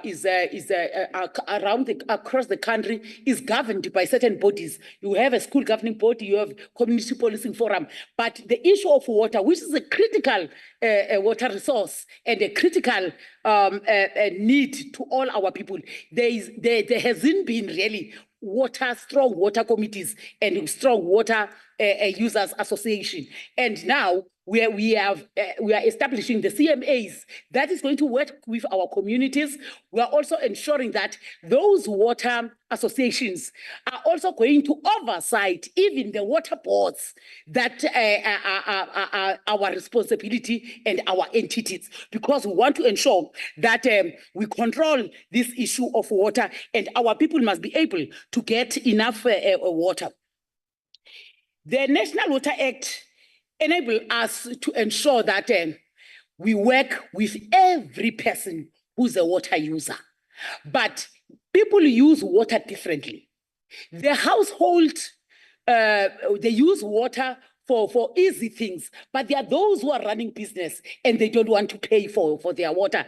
They don't want the communities around them to access water. That is why we ensure that when they apply for licenses, we must also get the community, the voice to say, yes, we know them. We have given them an authority to apply because we're going to benefit. So we want those who are applying for license use, especially that they are going to run business, they must assure us that they are also going to take care of communities and the communities are not going to be disadvantaged because they've been given a license. Thank you very much, Chair. Thank you, Honorable Minister. The next follow-up question is from Honorable Ngobo, KZN. Thank you, Chair. Honorable Minister, the Constitution ensures that everyone in South Africa has the right to access sufficient water. Minister, what equity provisions does your department have to ensure that its partner with the private sector, that it will guarantee equal water access to the vulnerable and marginalized communities at affordable rates? Unlike the government, which is constitutional bound, the private sector prioritizes economic returns. Thank you. Chair, can I request that the honorable member repeat the last part of the question? Over to Honorable Ngobo. Oh, I said, what equity provisions does your department have to ensure that should it partner with the private sector, that it will guarantee equal water access to the vulnerable and marginalized communities at affordable rates? Unlike the government, which is constitutional bound, the private sector prioritizes economic returns. Thank you. Thank you very much, Honorable Chair. Thank you very much to Honorable ZN Ngobo. Honorable Chair, I've explained on earlier responses on the public-private partnership that we have also assisted, if I may just demonstrate one, we have assisted Mfuleni that when we move out of Mfuleni, they must not collapse and go back to where they were. So we have formed a special purpose vehicle. The special purpose vehicle is the coming together of government, business, and the entire private sector to say it is our responsibility to save water here. It is our responsibility to have clean water. We must ensure that we work in collaboration with municipalities to ensure that municipalities is able to meet the requirements, and therefore ourselves as the private sector, as a business sector, let's assist municipalities, one, by adhering to our obligations, that of paying for water that we've used. Let's assist municipalities by not polluting the system or in the space where we are. At the same time, I said we have 2 projects that we have piloted in Limpopo as well as in Hamahara in Northern Cape. That is a clear demonstration about the public partnership. But also, we want to ensure that whilst it is the responsibility of municipalities, we must take care of the reality of the situation, that most of the municipalities, they are servicing indigent people who are unable to pay for water. They must at all times update their indigent register so that when they apply for equitable share, they must showcase that out of the population of 360,000 citizens here who are voters, we are only collecting from this percentage. Therefore, we are unable to give everyone water. And if we do, they are unable to pay us back. That is where then we are saying the private partnership must then come in to boost and reinforce what municipality is doing. Our business sector in South Africa, they are always willing to come and assist, but they want to be engaged because they want political stability. But also, there are certain organizations who tell people that tomorrow invade that land. They invade land, there is no water, and baboni up and bakhona bathi hambani noku, hambani invade. What they don't do, they don't take note, is that when you say they must invade the land, there are no basic services. There's no bulk infrastructure. They go there, they go. In fact, niyamosha ke nina andibizanga gama lam mntu mos nityiwa zinto zenu ngoku ziyanitya ngoku niyavela ngoku. I did not mention any name. I said there are organizations, but the fact is when you mislead them to go and build infrastructure, to build informal settlement when there are sites that are not serviced in a nini aba ngoku nixakene nento abantu bafuna amanzi, then nifike nize apha ni-reject i-budget kanti bafake phaa abantu ni-reject i-budget, pass the budget ngoba nina nibagcwalisa phaa kungekho infrastructure, nini bazawafumana apha amanzi. Enkosi sihlalo. All right.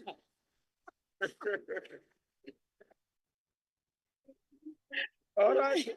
All right. Let the house be in order, please. We know very well that the house can be robust, but let us listen to each other. I think the minister has just responded to the issues which are there on the ground. You know? So the next follow-up question is coming from Honorable Press from the Eastern Cape. Over to you, sir. Honorable Minister, while you are still looking for affordable alternatives for desalination, and while you are aware of only 2 partnership projects, I draw your attention to the DA-governed Koga local municipality in the Eastern Cape, who introduced and completed, in partnership with a private company, the first of its kind water treatment works to remove iron and manganese from borehole water. These plants, Minister, are not only the first, but also the largest in Africa to make use of this process to purify groundwater for human consumption. 15 megaliters of reliable and affordable water is being treated in this way per day as we speak. Your predecessor visited these plants. Is your department now prepared to learn from this example and implement this technology in other municipal areas to address South Africa's critical water infrastructure backlog, particularly in rural areas? Thank you, Honorable Press. Over to you, Honorable Minister. Thank you very much, Honorable Chair, House Chair, and Honorable Brett. That's a good story to tell of the GNU. Hey, to not claim alcohol. Hey, to GNU geleyo. That's a good delivery of GNU. That's GNU. That's GNU. That is GNU. That is Government of National Unity. We are delivering there in Pucha, and I won't hesitate to come and check what you have started there. Now, this is a GNU. Siyapha kunye kanje, same WhatsApp group. GNU siyaqhuba. When my predecessor was there and saw a good story to tell, let a good story be told. If it is a good practice and the best practice, let's learn out of it. Viva GNU. Thank you, Honorable Minister. The next follow-up question is coming from Honorable Keza in Mpumalanga. Thank you very much, Minister. I think that we should appreciate the fact that the water is under the custodianship of the state, but shy of the land. I think that we should translate what is done by the state in water and minerals into the land itself, so that we become a cohesive nation. That's my parting shot on that. I thought that I'm compelled to make a comment on that. Minister, it is of utmost importance that we commit to building and maintaining water infrastructure in the visible sense for the social and economic development of any nation that is facilitated by the provision of adequate and functional infrastructure. Such a development can only come through placing the state at the center of development and will not come through privatization of South Africa, which the GNU seems to be hell-bent on. Approximately 1.2 million liters of water are wasted through underground water leaks annually. To put this into perspective, Minister, a single dripping of tap or a leaking toilet can waste up to 30 liters per hour. Now, Minister, in light of this, what urgent steps of intervention have your department taken since you came into the office to maintain, but not only maintain, but to expand the infrastructure in instances where infrastructure needs to be expanded, and root out corruption plaguing new infrastructure projects? And what is the urgent or immediate action that your department is taking in regards to the lowering of water in dams such as Silobela Dam in Carolina and Mpumalanga? Thank you very much. All right. Over to you, Honorable Minister. Thank you very much, Honorable House Chair, Honorable Keza. The last question is a new question altogether. The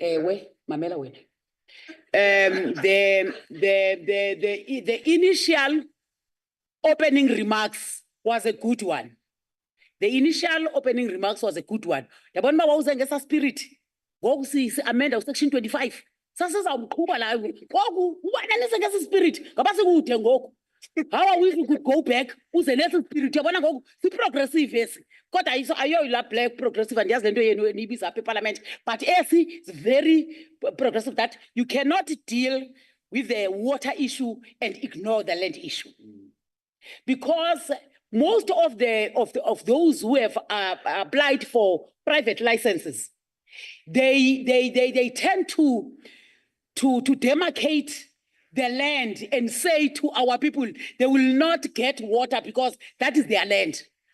I was in Bethlehem where the municipality has drilled more than 5 boreholes, but now that area was then sold to a golf estate. There's water that is there, which with the infrastructure that belongs to municipality. We had to intervene and told them where to, just to where to be right. Where to be right, Then we said, you are going to allow municipality to come and get water here and give it to our people. If you are saying you are protecting your golf estate, you are watering your golf estate on a daily basis, you cannot do that at the expense of our people. And as I speak to you now, our people have a right to access water in that golf estate. Because it's genuine. On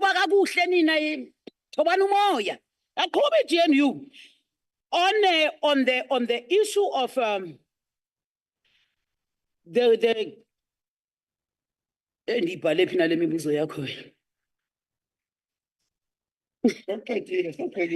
so on the issue of saying what have you done since you came in, I tabled I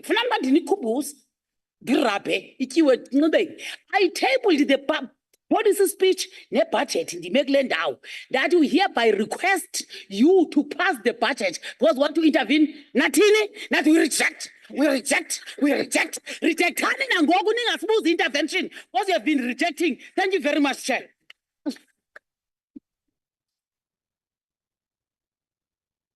Honorable delegates of the NCOP, I think that we have come to an end of the question session with the Honorable Minister Machotina.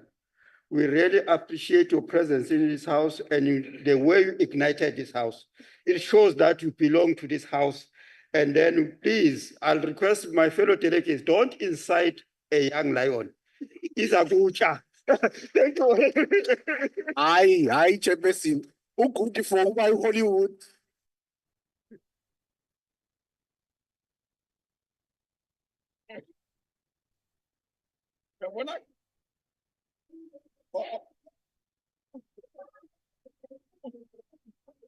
All right, honorable members, now we go to the next set of questions, which are the questions to the Honorable Minister of Human Settlements, Honorable Kubai. As the Deputy Chairperson has indicated during the opening of the House here, that one, the Honorable Minister had meetings in Pretoria.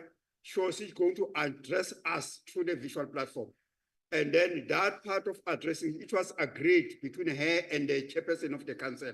So it is a normal, as we know that very well, that our sittings are hybrid. So we are going to go next to her questions. Honorable Minister of Human Settlement, we are now on question 167, which is asked by Honorable M.F. Mukwele. You can respond to those questions. You are welcome, Honorable Minister. Good afternoon, Honorable Chairperson, honorable members. I appreciate your understanding. I've been in the House several times. I tried to be there, and sincere apologies again to members for not being there physically. In response to the question, the department has noted several block and projects across provinces. Sorry, Minister. Sorry, Honorable Minister, there's a point of order from... There must be a mic on there, Chairperson, which is making a feedback to the Minister's mic. All right. Yes. Thank you. I think the Pretoria minute is working now. All right, Honorable Minister, you can start afresh and answer a question because there was interruption here. Thank you very much. The department has noted... No, Pretoria minute. The department has... Thank you very much, Chairperson. Really appreciate. The department has noted several blocked and unfinished projects across provinces and metros. As human settlements portfolio is a constitutional concurrent function, the National Department works through a system of provinces and metropolitan municipalities as a delivery agent funded through the conditional grants. The minister has declared ministerial priorities, including the addressing of all blocked projects through prioritization and allocation of funding dedicated towards completion of these projects. We know that each project has its own contractual arrangements and that each contractual dispute is treated and addressed on its own merit. Largely, provinces and metros have reported that in block projects being worked upon, many of block projects are being worked upon and which were abandoned. The said contractors were paid for the work that they have done at the time of abandonment. Just to explain, if a project was abandoned at face value in terms of your, what we call slab, the contractor would have paid only for a slab after it has been concluded. These contractors paid on milestones. That's what I want to say. If it is at roof level, then they will be paid that. Any work that has not been done has not been done. Various contractual dispute mechanisms, including legal steps, have previously been taken where necessary and appropriate. As MINMEC, we also monitor payment of contractors which are raised with us, but also in terms of whether contractors have not been paid more than 30 days. Similarly, where we find that there's been violation of DORA, especially or laws and policies, where a contractor has been paid without doing a work which I have not received since I've been a minister, we do report to law enforcement agencies. Thank you very much, Chair. Thank you, Honorable Minister. The first follow-up question will come from Honorable Mkwele Limpopo on the visual platform. Thanks very much, House Chair, and greeting to honorable members in the House. Let me first appreciate the response from Honorable Minister. That Honorable Minister, your response was very much explicit. You were very much spot on for some of the questions that I'm going to ask you. I'm going to cut them because you have responded to them.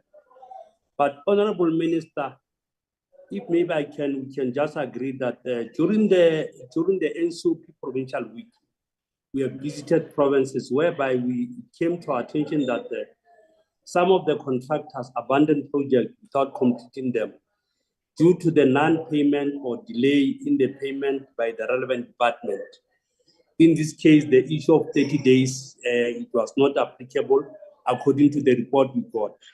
But Minister, the question that we wanted to pose to you is that how has this affected the Department of Human Settlement?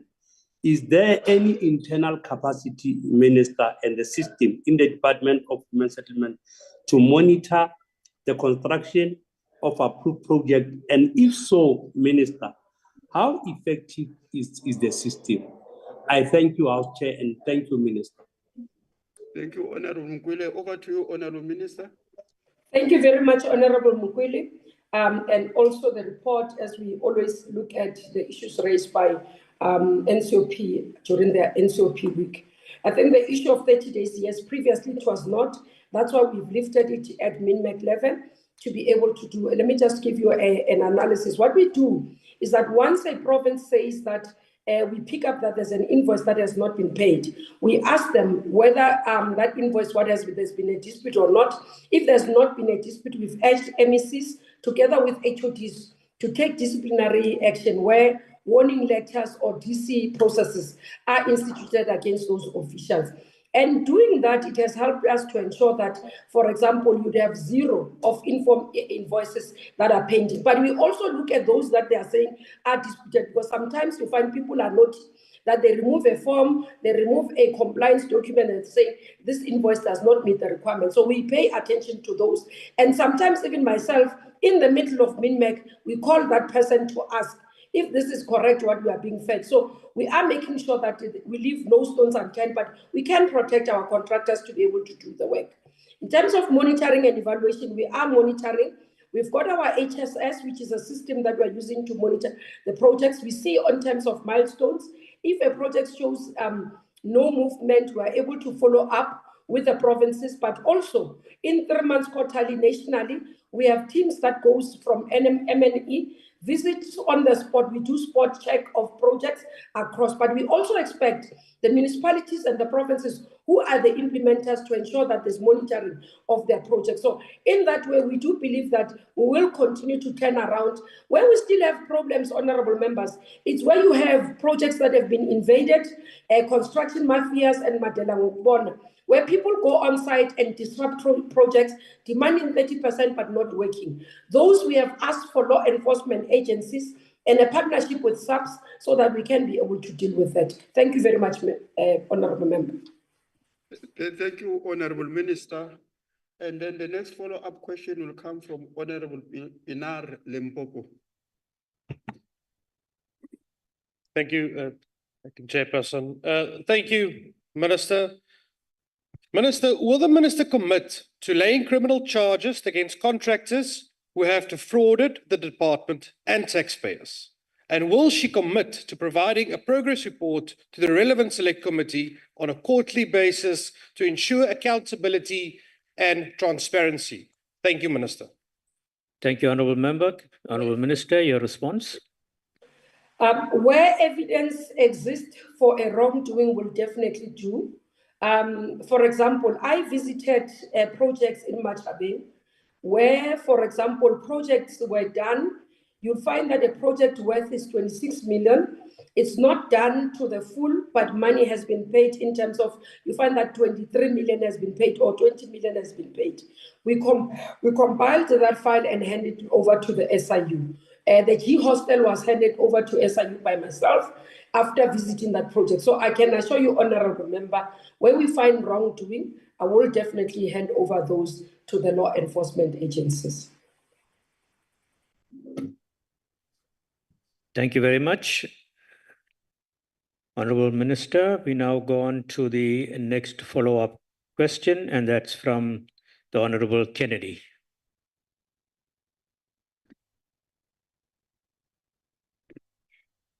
Thank you, Honorable Chair, and good day, Minister. Minister, our organization, the EFF, has for years advocated for the creation of state-owned construction companies, which will efficiently manage all construction projects and raise levels of public confidence in the capacity of the state. This is much needed as the abandonment of construction projects remains a serious problem as it involves the use of public funds for the revival of abandoned projects. In light of this, Honorable Minister, has the Minister considered motivating for the creation of state-owned construction company to help manage the problem of abandoned construction projects? If it's so, can you please provide details? If it's not, can you enlighten us on that? Thank you. Thank you, Honourable Kennedy. Honourable Minister, your response. Thank you very much, Honourable Kennedy. I think the issue of construction, especially for a sector like ours, it's quite complex and it can't be resolved by just only putting together a construction state-owned company. Let's start with the issues. There are various stages that we deal with. If we are to look at quantity surveying and professional services, you'd have to put together, because you are dealing with almost about 83 billion rand of a budget, but also you are dealing with quite a number of projects at various stages across the country. But again, projects that are multi-year. So by nature of the work, it's not practically possible, even if you are to establish a state-owned construction company, for them to be able to deliver. So you'll have to go put together that construction company nationally to be able to plan, to do the monitoring, And then you'll have to do again in each province, you'll have to do again in each municipality. For me, practically, in terms of what we want to do, efficiency of the system, effectiveness of delivery. But again, we must remember, when we employ construction companies, it's part of contributing to the economic development of the country. Where we have pure SMMEs and professionals who can go and do as a quantity surveyor, be able to be contracted as a creator of jobs, that person running a company contributes to the growth of the economy. So we must not see the human settlement sector as a social sector, but also as an economic driver and a key role in developing construction sector. Looking at the GDP, you'll see that construction has gone down in the country in terms of contribution to GDP. So we've got to escalate what we are doing in ensuring that we can continue to contribute positively, but increase our contribution to GDP. So I do not support the establishment of the construction state company in the context that the member is saying. It doesn't make sense. Thank you, Honourable Minister. The next follow-up question is from the Honourable Briet. Thank you, Deputy Chair. Honourable Minister, I welcome the fact that funds are being recovered from contractors of abandoned projects, and also specifically the mention of criminal cases being opened and G Hostel in Machabeng that you have referred to the SIU is good. But what we are seeing is that contractors are jumping from province to province, getting tenders and just abandoning projects, getting the money. And we've seen that during the provincial week and specifically in the Free State of these contractors that then come. My question therefore is, Honourable Minister, is there a plan and will you be blacklisting these contractors that have abandoned projects or haven't been able to complete these projects to ensure that we do not see them in other provinces where they will also just abandon projects and also just waste money? Thank you. Thank you very much, Honourable Briet. Your response, Honourable Minister. Thank you very much, Honourable Briet. Let me share an experience.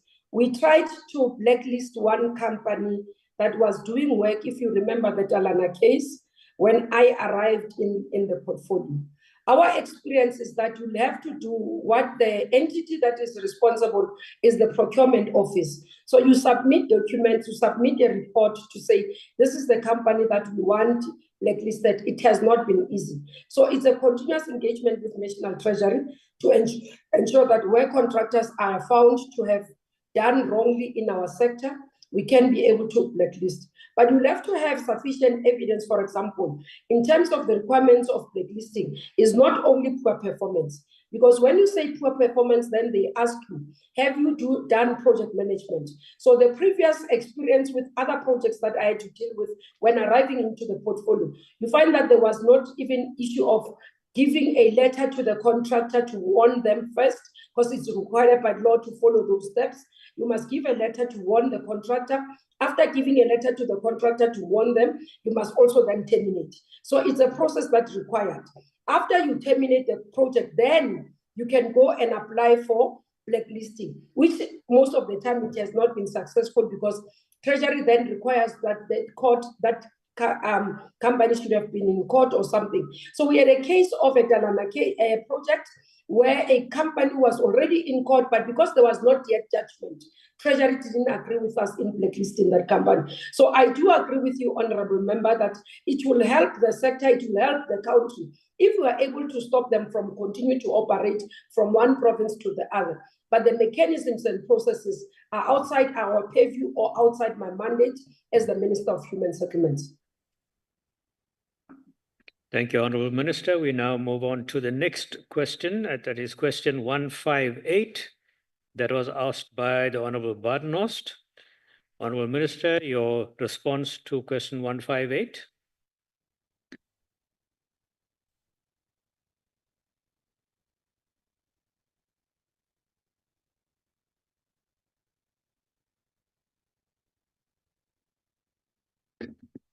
Honourable Minister, are you there?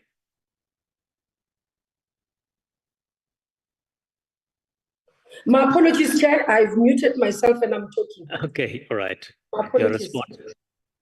Thank you very much, Chair. It is important to note that municipalities have anti-land invasion bylaws which are aimed at addressing incidents of illegal and unauthorized land occupations. Moreover, as part of building the capacity, some of the municipalities have established anti-land invasion units to effectively respond to illegal land invasion. While the department does not directly respond to land invasion and grabs, the department collaborates with municipalities and the provinces in instances where eviction proceedings are initiated for the evictions of unlawful land grabbers and invaders. One of the interventions that we have advised the provinces and municipalities on is to proactively acquire protection orders for land parcels earmarked for human settlements development. We did this in the Northern Cape, Chair, when we launched projects in terms of the front-loading program. This makes it easier to deal with evictions with a legal instrument. As a long-term measure, the intervention that we are doing to the problem of land occupation of land earmarked for human settlements, the department has embarked on a process. We have started that process of reviewing the prevention of illegal evictions from an unlawful occupation of Land Act 1998, in short, PIA Act, as part of the annual performance plan for this current financial year. The starting point is engaging our NGOs to be able to explain the intention so that we do not fall into the trap where you find, for example, what this act was meaning to prevent illegal evictions of farm dwellers. So we want him to make sure that we do not cause unintended consequences when we review this legislation. Thank you very much, Chair. Thank you, Honourable Minister. Honourable Barnos, do you have a follow-up question? Good afternoon, Honourable Minister, and thank you. I certainly hope I come across slightly clearer than what you are coming across from your side. Honourable Minister, during the 2021-22 financial year, the Western Cape Department of Infrastructure spent more than 162 million rand to prevent land invasions. What is your department doing to assist them? Thank you. Thank you, Honourable Barnos. Honourable Minister, your response. Chairperson, as I said, the concurrence function gives the MEC of Western Cape duties and responsibilities as an implementer of human settlements. He does not need to wait for the minister to do what is right in terms of the work. As I said, we work with them to assist them in terms of ensuring that where there is gaps, we can support them. And that's why a long-term program is for us to amend PIA Act to make sure that it's within the law. What we encourage provinces to do is that while they are working on ensuring that we amend PIA Act, they must proactively go and seek court orders that protects land for human settlements. That has been the advice across for all MECs. So because they are executive authority with powers, the MEC shouldn't be waiting for the minister. The MEC must be doing the work. And if that's what the MEC is doing, that's within his ambit and within the law.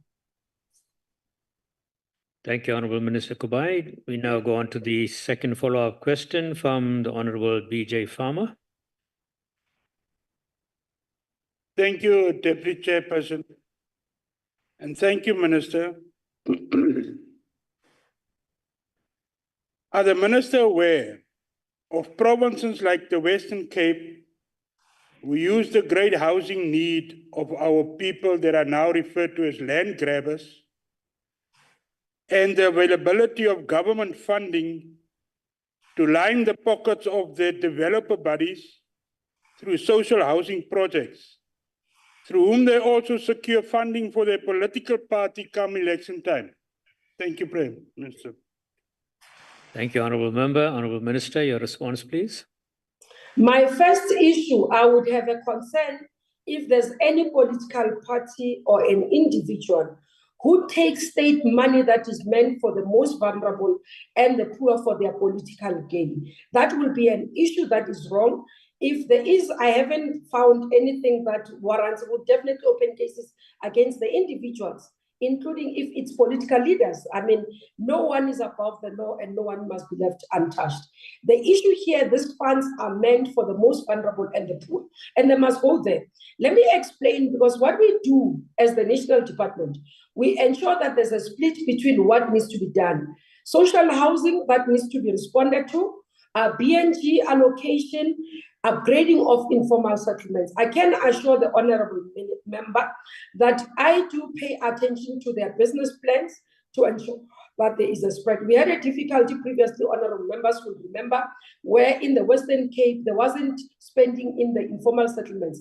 I can tell you now in the city of Cape Town, the spending on informal settlements has improved, and we are attending to the needs of the people in informal settlements. We are not leaving them behind. Secondly, in terms of BNGs, we are monitoring, so there would not be money that is redirected from BNG building houses or based on HSDG grants to social housing, because those conditional grants are clearer and are very specific. You can't take money in the HSDG grant to go and spend it on social housing. You can't take the money in the informal settlement grant to go and spend it on social housing. We do encourage, honorable member, that we must close the gap in terms of gap market. For social housing, those who are coming from other provinces or other areas in deep rural, they've got their houses, they will not qualify for PNGs. They are working closer to the city to provide them a safer and cleaner place for them to be able to rent. And the social housing is meant to do that. And we are subsidizing them to be able to benefit. I've opened 1 or 2 in the Western Cape, and I can tell you, it's the majority of the people, and most importantly, young women, who find those social housing valuable because they are safer, but they are most importantly closer to their work, and they can balance between looking after their children and being able to go to work. Thank you. Thank you, Honourable Minister. The next follow-up question is from the Honourable Baines, who is on the platform. Honourable Baines.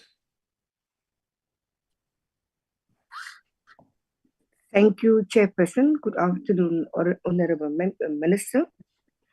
My question, Minister, is experience has taught that to land grabbers and invaders, land is land, irrespective of whether it is a national, provincial, or local government asset. The follow-up question therefore becomes whether there is an integrated and coordinated spatial management and land use framework between the 3 spheres of government. And if not, why not? And if so, what are the relevant details? Thank you, Minister. Thank you, Honourable Baines. Honourable Minister. Thank you very much, Honourable Baines. There are gaps in terms of integrated spatial development plans across the country.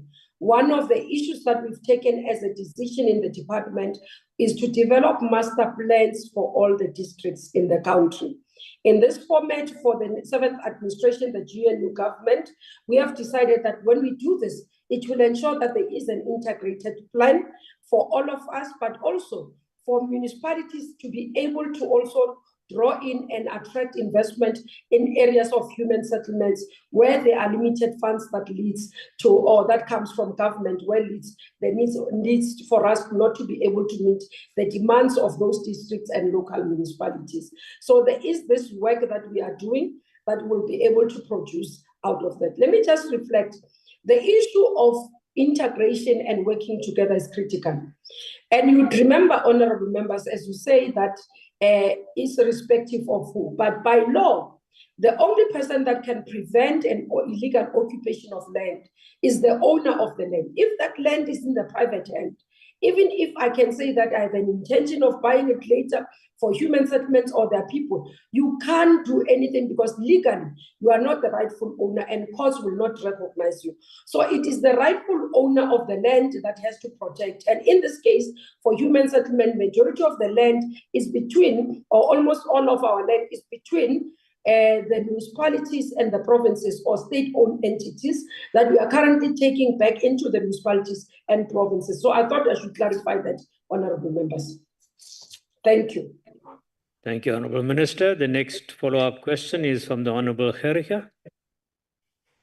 Yes, thank you, Chair, and good afternoon, Minister.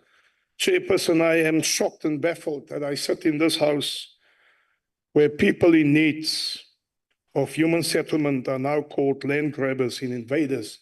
And those are the very people that liberated this country. That's just a preamble. Minister, provincial governments have possession of land in various departments. The Western Cape government is equally in possession of land, which is mainly earmarked for exclusive development at the cost of the poor and the landless. Does your department have plans and mechanisms in place to compel provincial governments to prioritize this land for housing development for the poor? And if not, why not? And secondly, does the Western Cape government have any plans to compensate the colored people who lost their properties through forced removals? If so, please provide details in this regard. Thank you. Thank you very much, Honorable Renica. Honorable Minister, your response. Thank you, Honorable Kharika. I doubt that we understand each other. You are a lawmaker, and your first duty to the oath that you take of office is making sure that we abide by the law. So what I'm raising here is that illegal occupation of land is an illegal act, can be legalized by me and you, worse as lawmakers. That's the first point. So we've got to be able to say, while we understand the plight of the majority of our people, they must allow us to accommodate them in the land that is suitable for human settlements that has been identified and developed for them. We currently have disasters across the country, and majority of them and those that are finding themselves in the worst of situations are those that have illegally occupied land because they sit in the flood lines of rivers, they sit under high voltage power lines that could kill them, they sit in problematic areas. So we acknowledge that there is a need for us to provide, which we are doing, for service sites, to humans, and for those who are needing to build for themselves. To those vulnerable, we provide BNGs. What we will not tolerate and will not agree with, Honorable Member, is for an illegal action. That can be tolerated. I don't understand how you want to justify and link freedom fighters to illegal actions. Freedom fighters by nature is people who are disciplined, who understand law and order, that things must be done properly. Point of order, Chairperson. Point of order, please. The Minister, there's a point of order. The Minister is deviating from the point. Thank you, sir. Continue, Honorable Minister. Honorable Member, I'm responding to what you have raised because you are misleading the nation. We can't allow you to tell that freedom fighters are the ones that are leading illegal occupation. But the law is in dispute. I interact with them regularly. The law is in dispute. They don't do that. They never take illegal occupation of land. They are law-abiding citizens and they plead with us every time to provide the land. In issue with regard to Western Cape, the National Council of Provinces have powers to summon or MECs appear, they are members of the NCOP. You can ask directly in terms of the action of an MEC. So we should be able to understand, because I can account for the budget of the Western Cape. They prioritize it. My responsibility as a national minister is policy direction and account for the plans of the country. So if there's anything that has been done by Western Cape wrong, I urge you, when the Premier of Western Cape appears in the NCOP, the MEC of Western Cape appears in the NCOP, we direct those questions to them. Thank you, Honorable Minister. Now, that concludes question 158. We now move on to question 168 that was asked by the Honorable Finnis. Honorable Minister, your response, please. Thank you very much, Chairperson. Section 6 of the Housing Act stipulates that the Director General must establish and maintain a national housing data bank and associated with therewith a national housing information system. The central database exists in a form of housing subsidy system, an associated subsystem for the governance of housing subsidies. The National Housing Subsidy Database is a subsystem of the HSS Housing Subsidies System. The NHSDB, as we call it, contains detailed personal information of all households that applied for a subsidy and were approved to benefit from a subsidy on the HSS. It also contained detailed household information of those who benefited under the previous housing dispensation, meaning in pre-1994. The second subsystem of the HSS is the National Housing Needs Register that is used to register all housing needs before approval. The information on HSS has various challenges, honorable members. This I would have pronounced previously. This is relating to reliability, accessibility by members of the public so that it's transparent, changes of beneficiary information when they have been waiting for long period for housing, or even they have started gaining the weight and the work, and they no longer fall in the categories of qualifying. It is on this basis that the department has started a process of developing a digital system that will replace the current HSS. The process currently is, we started with SITA. As you know, by law, we can't acquire any ICT platform or services without SITA. In September 2023, we engaged them, which they, in that process, they've proven to be slow, but also not being able to be responsive.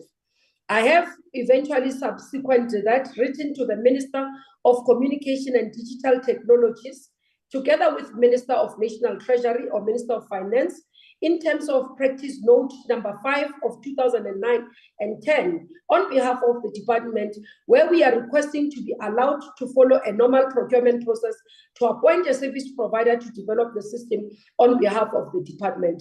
We are waiting for a response from the two ministers so that we can be able to have a system that any member of the public and beneficiaries can go into the system, upload their application, and be able to track the application process without it being manipulated and with it being transparent in the manner that we want to. Thank you, Chairperson.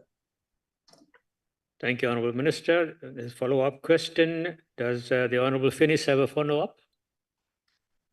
Thank you, Chairperson. Honourable Minister, it has been reported that some beneficiaries of the RDP houses either rent these houses or sell them and move to underdeveloped informal settlements where they are registered in the list of potential beneficiaries for another house, as this can undermine the commitment and capacity of the government to address the housing backlog.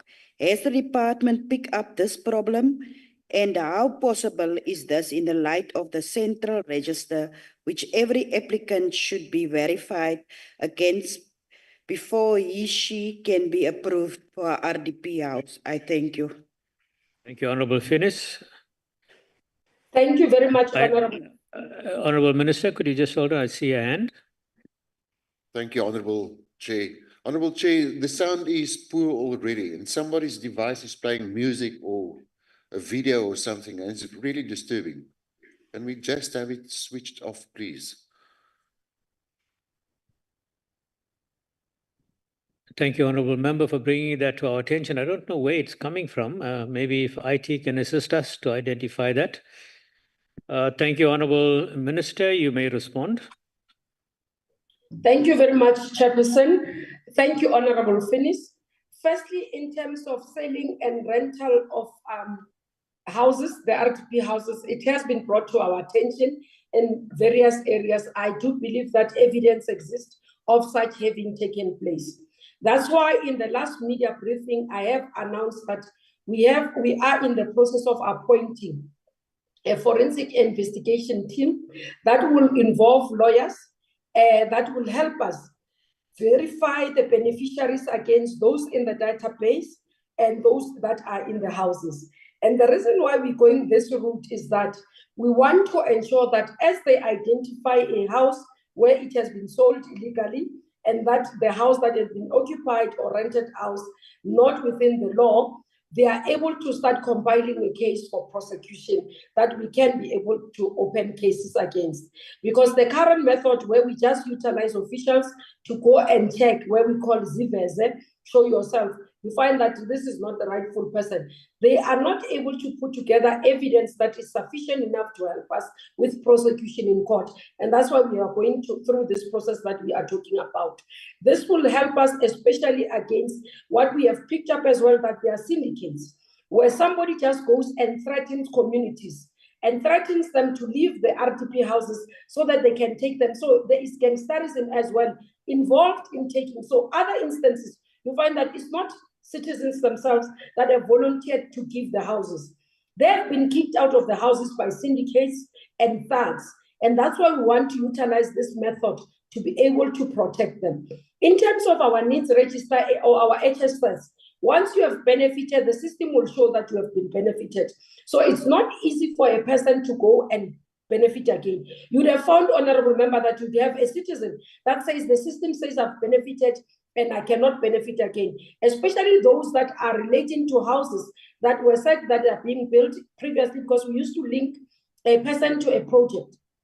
And you find that the project does not complete, and the person on the system will be shown as a beneficiary. So because the system is tight like that, it protects us to giving a house to one person, 2 houses to one person. Thank you very much, Honorable Finis.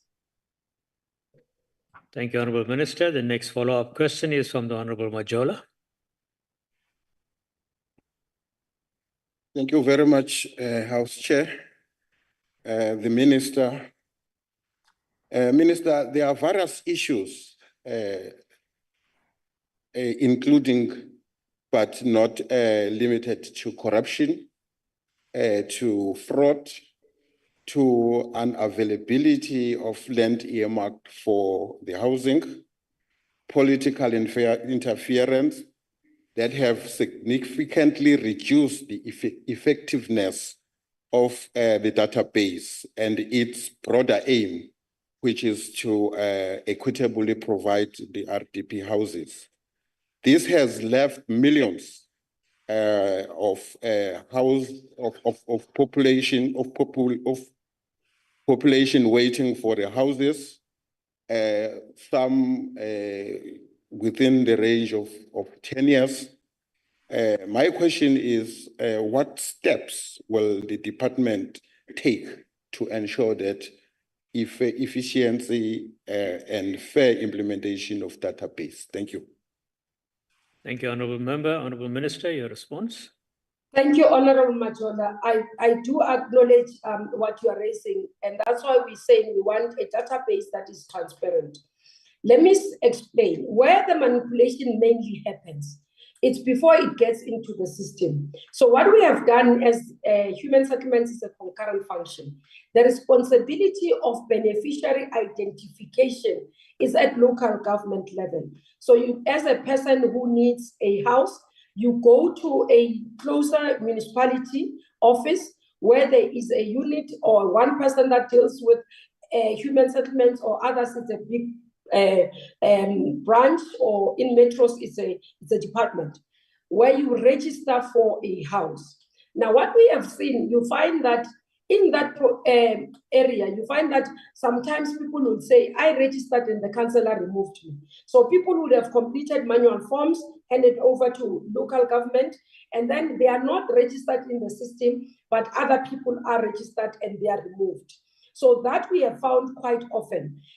Even where people say, I was told because I do not belong to political party A, I belong to political party C, and therefore I'm removed from being beneficiary. That happens at a lower level before it enters the system. I can assure you, once they are registered on HSS, they are not being able to be removed. So what we want to do is the ability for citizens themselves to be able to load themselves and register themselves, so that we remove that manipulation at a lower level. That's what we want to do. And also on the allocation side, when we finish building, we allow the municipality to verify, go and check. Mamoloko is next in benefiting. Go find Mamoloko and help us to communicate to Mamoloko to say, Mamoloko, your house is ready. What we have found is that because people change numbers. So what you have on the system, you send a message to that number, it doesn't exist. Then a councillor will say, we did not find Mamoloko. We found Joyce. Therefore, scratch Joyce and prioritize, scratch Mamoloko and prioritize Joyce. So that's why a credible and transparent system will help us to close these gaps. Thank you very much, Honourable Member. Thank you very much, Honourable Minister. The next follow-up question is from the Honourable Suisa.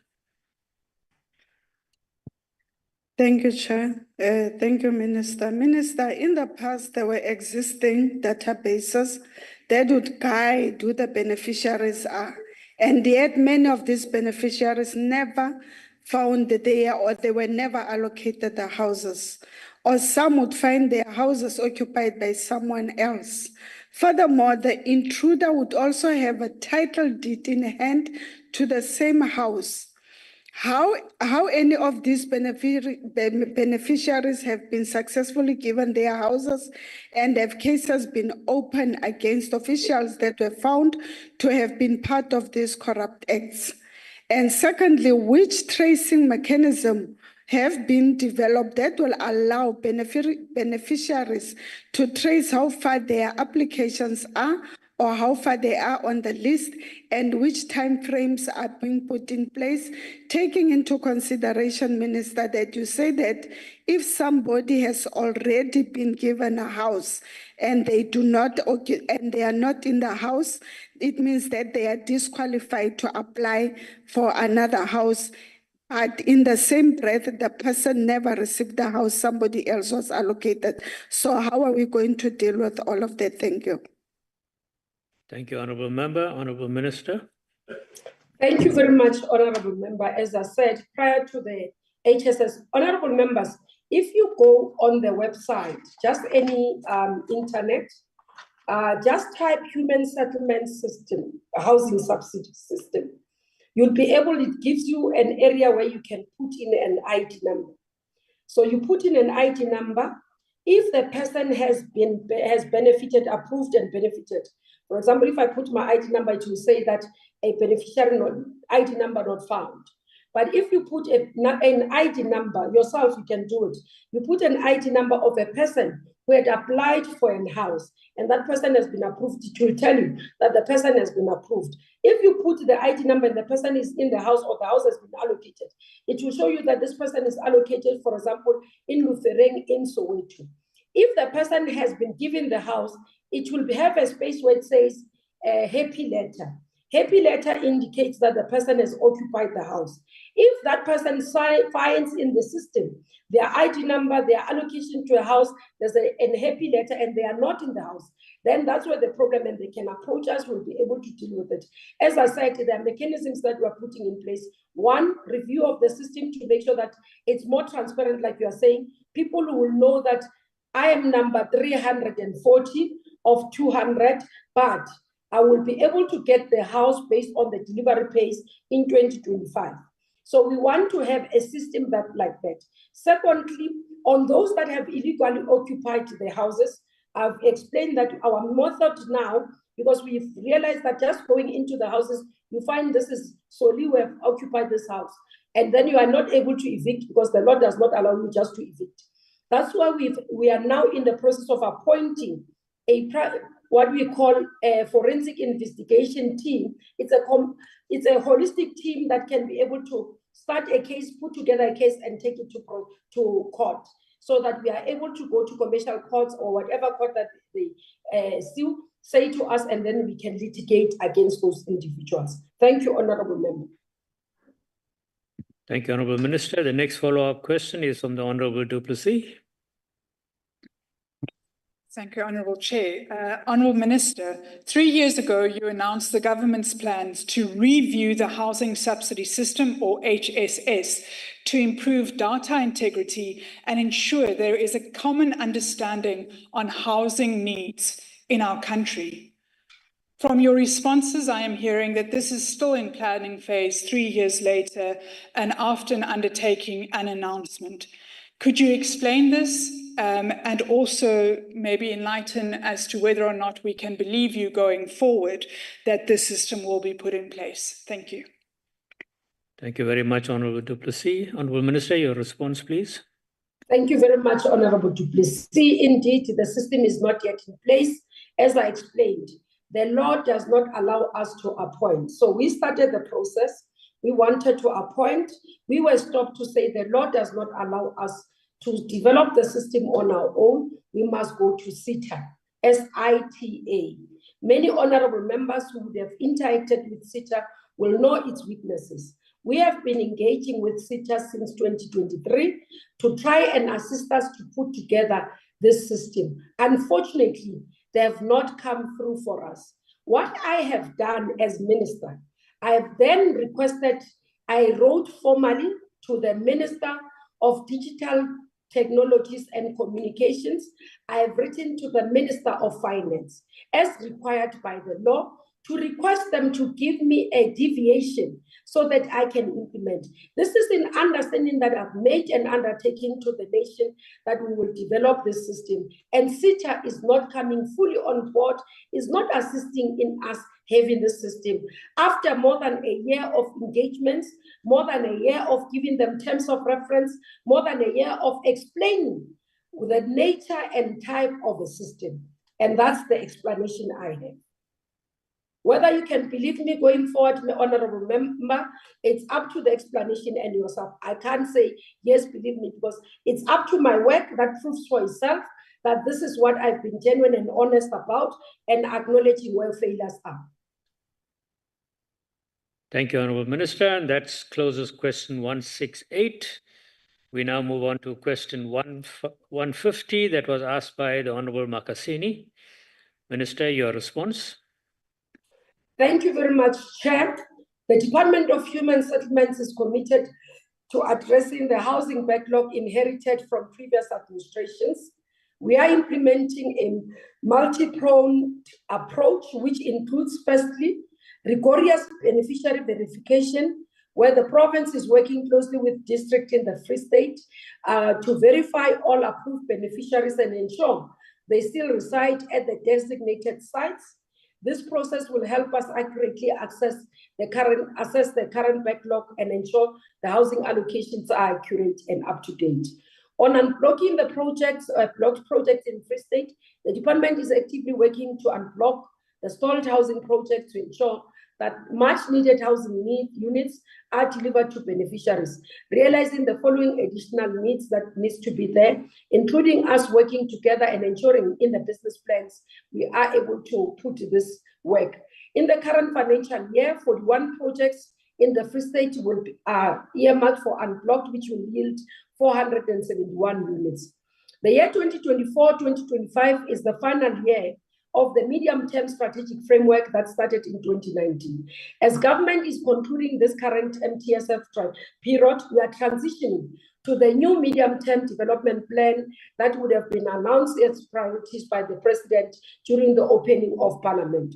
We will present, honourable member, the actual targets for the next 5 years once Cabinet has approved the targets, which will be presented to both the houses. These are the targets of the MTDP 2025-2020 to 2029.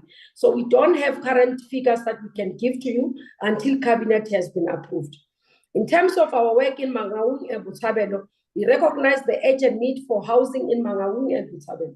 For the current financial year, the province has planned to build 739 houses in this critical area. The department is committed to effectively addressing the housing backlog in the Free State and ensuring access to adequate housing for all citizens. We believe that through these comprehensive measures, we can make significant progress in alleviating the housing challenges faced by vulnerable communities in the province. Just to indicate as well that last week I was in Free State, I had a bilateral meeting with the MEC together with his team, and actually a trilateral meeting, the province and the municipality, which is the metro. We went in terms of their performance, we went in terms of their spending and priorities and areas that we needed to intervene. I can tell you for the week now, my team is in Free State, ensuring that Free State turn around the situation. I have committed, like we have done, an example today we talk about is Limpopo, where we were able to work together with MEC Makam to intervene in areas of non-performance. Today, Limpopo province is one of our best performing provinces. And we have agreed that Free State has to turn around the corner. And this year is one of the areas, the years that we want to see improvement in performance. Thank you very much. Thank you very much, Honourable Minister. Honourable Makasini, do you have a follow-up? Minister, ka response ya hao. But the reality, the delay is affecting abantu base Free State abaninzi, especially people with living with disability that have been affected, and the women. As much as we are going to wait for the MTF report so that to sneak a deadline, could you please clarify the step for now and the catch-up plan? Yokuthi nizakwenza njani ukuba masidile ngale delay so that even after the MTF plan budget also by breakdown, abantu aba-disabled nabantu abangomama, they get houses finally, because it's been a long time bemele izindlu abantu base-Botshabelo nabase-Bloemfontein. Ndiyabulela. Thank you, Honourable Member. Honourable Minister, the response, please.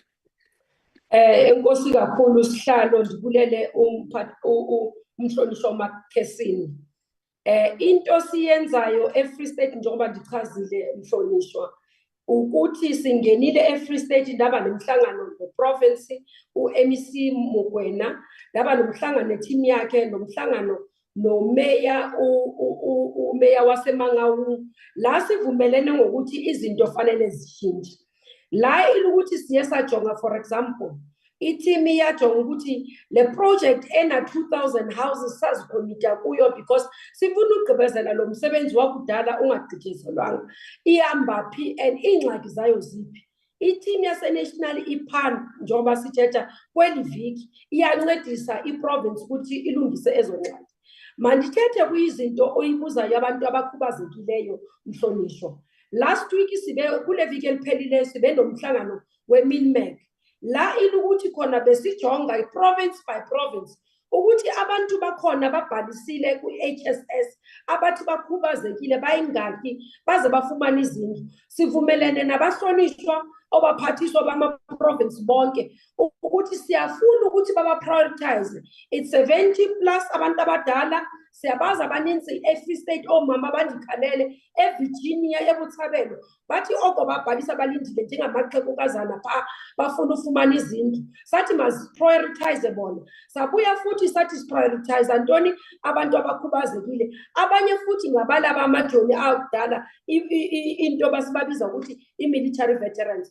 Kulabo ndithe ku-MECs bonke mababe le imbizo zama-military veterans sichaze ngendlela sisebenza ngayo. So into endichazayo Honourable Makhesini ukuba siyazi ukuthi silisebe lika-human settlements asijonganga nje kuphela ukuthi umuntu uzayifumana indlu, but sijonge aba bantu bethu aba-vulnerable kakhulu umphakathi wethu abajonge thina singurhulumente ukuthi masibancedise. Silapho sizawuqhubeka and ndiyathembisa ukuthi i-MTTP targets once zikhona sizazithebula kuParliament kwizindlu zombili. Enkosi.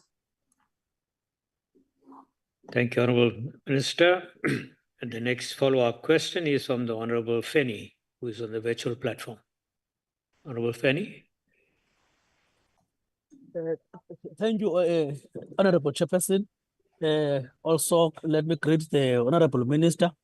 Honourable Minister, for the sake of completeness, because the clarity have been clearly provided, I doubt very much that there is any gap.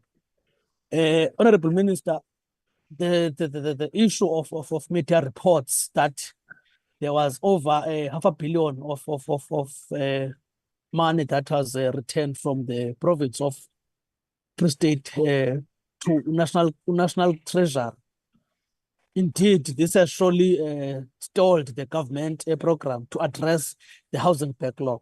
Whilst this challenge is not specifically to Free State, has there any impact analysis that have been conducted to determine how this has increased the housing backlog in the Free State against the set targets? Also, if not, why not? Thirdly, what are the relevant details? Thank you, Honourable Minister. Thank you very much, Honourable Member. Minister, your response, please. Thank you very much, Honourable Member. I can definitely confirm that when a province loses money back to the revenue, back to the fiscus, it is indeed quite a tragic thing.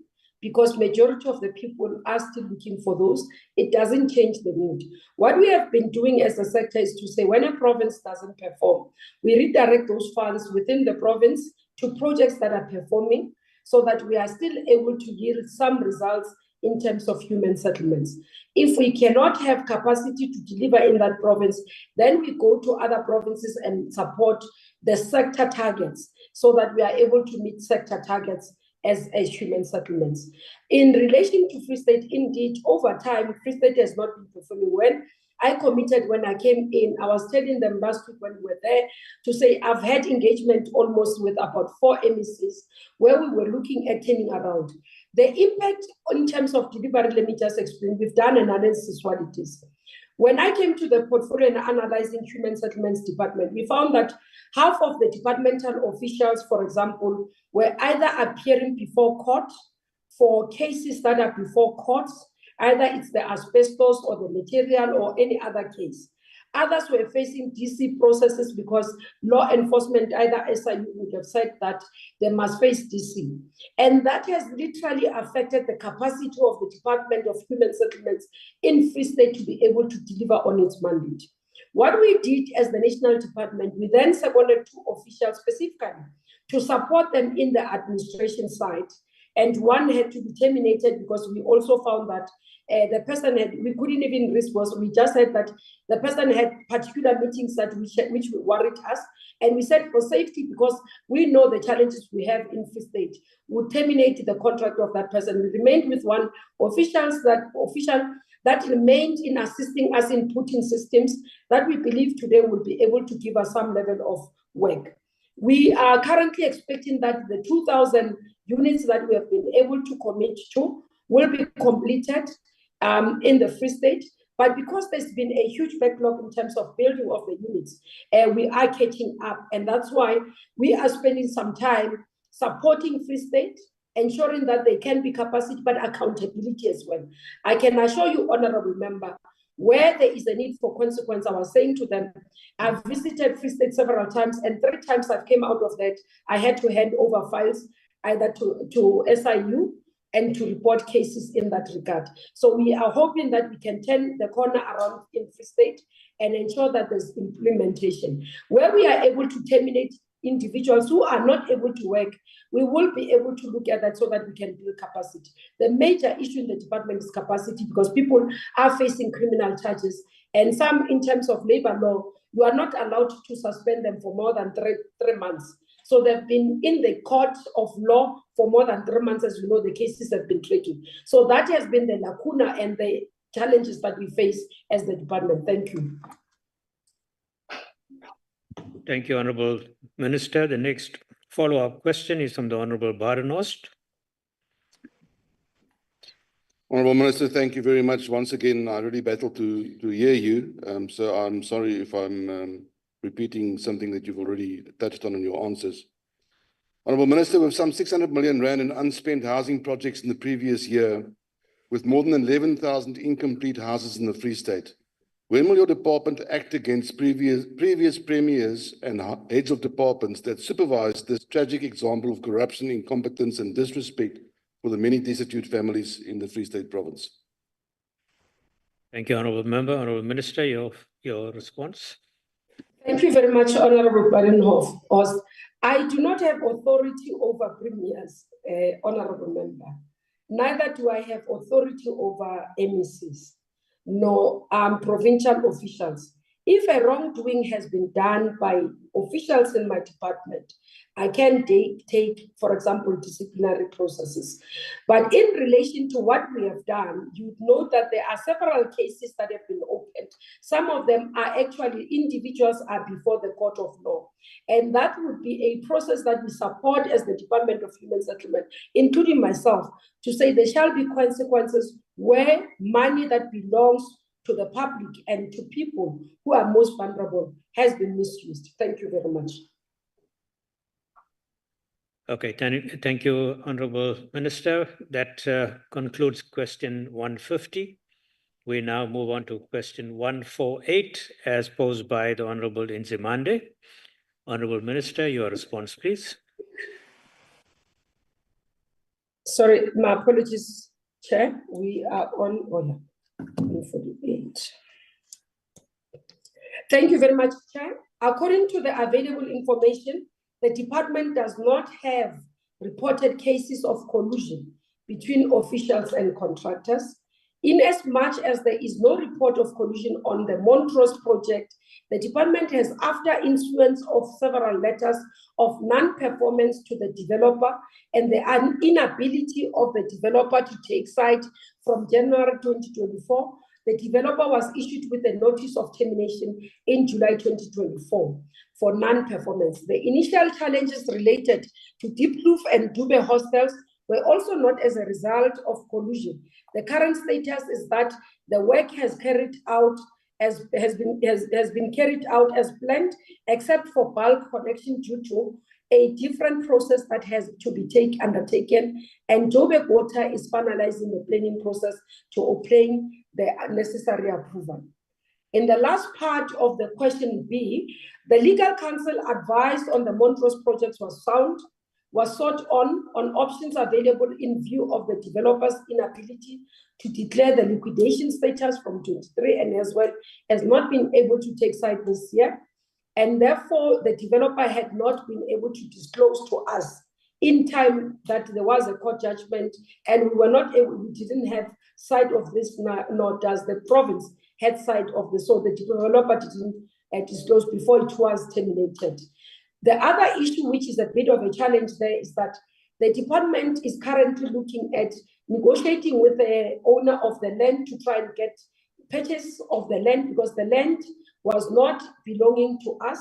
As we did this, as part of those multi-year projects, or what the Gauteng province calls mega projects. So we are looking at the land purchase so that it's in the state hands, and then we can be able to conclude the projects in terms of this. And I can assure honorable members that the money that was paid to the developer, it's not 11 billion as reported in the news, was only paid for what the work he has done, and the other work that is not yet done, because we pay per milestone, has not been able to. One of the issues is that we have asked the province to seek security services to be able to protect the site so that the infrastructure is not damaged, so that by the time they are appointing a contractor to deal with the completion of the infrastructure, completion of the project, we do not find it worse off at that time. Thank you very much, Chair. Thank you very much, Honorable Minister. Honorable Nzimande, do you have a follow-up question? No, thanks, Honorable Chair, and thank you, Minister. We used to be in the same branch, Ward 14, but today we are KwaZulu-Natal. Minister, the question is simple. Is that it's based on principles of law of contract. When parties enter into a contract, it's clear. They enter because there is a belief that they have a consensus in terms of understanding what is needed to be performed. That's one aspect. But then linked with that, they enter into such contract knowing very well that there will be a capability issue and there will be ability issue. Inherent from poor performance is incapability and inability. So meaning in actual sense, whatever contract you have entered with that kind of a contractor, it's illegal. It's unlawful because there was a misrepresentation of fact. This contractor was unable to perform. All what we are saying, we say there are provisions of the law in terms of PRECA. Your time is running out. Please ask the question. Subsection 1 and 2. Why was it not invoked until today in Montrose and other projects? Thank you. Thank you very much, Honorable Nzimande. Honorable Minister, your response. Thank you very much, Chairperson and Babu Nzimande. As the term, sometimes it was a match, so we are limala now. let me start with the issue of concern that you are raising, Honorable Zimani. I think it's correct. There are times where if a person that has been appointed is not capable, we have to take action immediately. That is acknowledged. But I can safely say, in mega projects, not people who are not capable are appointed. Based on my experience since I've been on the sector 2021. The issue of this contractor particularly was not capability. The issue is that he ran out of money for various reasons, and the company went into liquidation. So Montrose is a particular different case. It's not capacity. The person just was not able to pay subcontractors, and that's why the subcontractors took him to court. So it was payment issues. Despite us paying on time, paying the contractor, but he was not able to. And this sometimes we find for various reasons. One, I can say, Honorable Zimani, you find that material is expensive. Some of our guys do not have the sureties that sometimes banks look for from them in terms of doing projects. And that's why one of the interventions that we want to do as the department is to support contractors by material funding. So that when you fund, you say out of the project, 2 million will be for material that is paid upfront so that the contractor doesn't have problems. But also we want to explore the process of saying we must not be price takers as a sector because we're utilizing quite a lot of material. If a brick costs 120, why are we not paying 100 Rand or 80 Rand? Because we are buying in bulk. It's those things that we are looking to support to those entrepreneurs that are there. But in other cases, yes, correct, we found that it's out of collusion and corruption, that somebody has been paying 10% and therefore they're not able to meet their obligation. But in other cases, construction mafias, where they go to a contractor, threaten a contractor, take 30%, which, and by the way, in this project, the margins are low. So when you take 30% and it do not work, then the contractor will not be able to finish the project. Thank you, Honorable Member. Thank you, Honorable Minister. We now go to the next follow-up question from the Honorable Baines, who is on the virtual platform. Honorable Baines.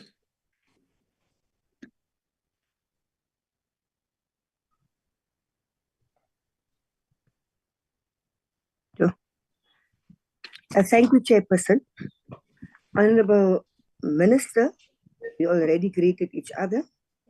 The report of the Commission of Inquiry into the allegations of state capture has laid bare the magnitude and machinations of corruption between the organized corrupt patronage networks within the state and outside, including some multinational companies.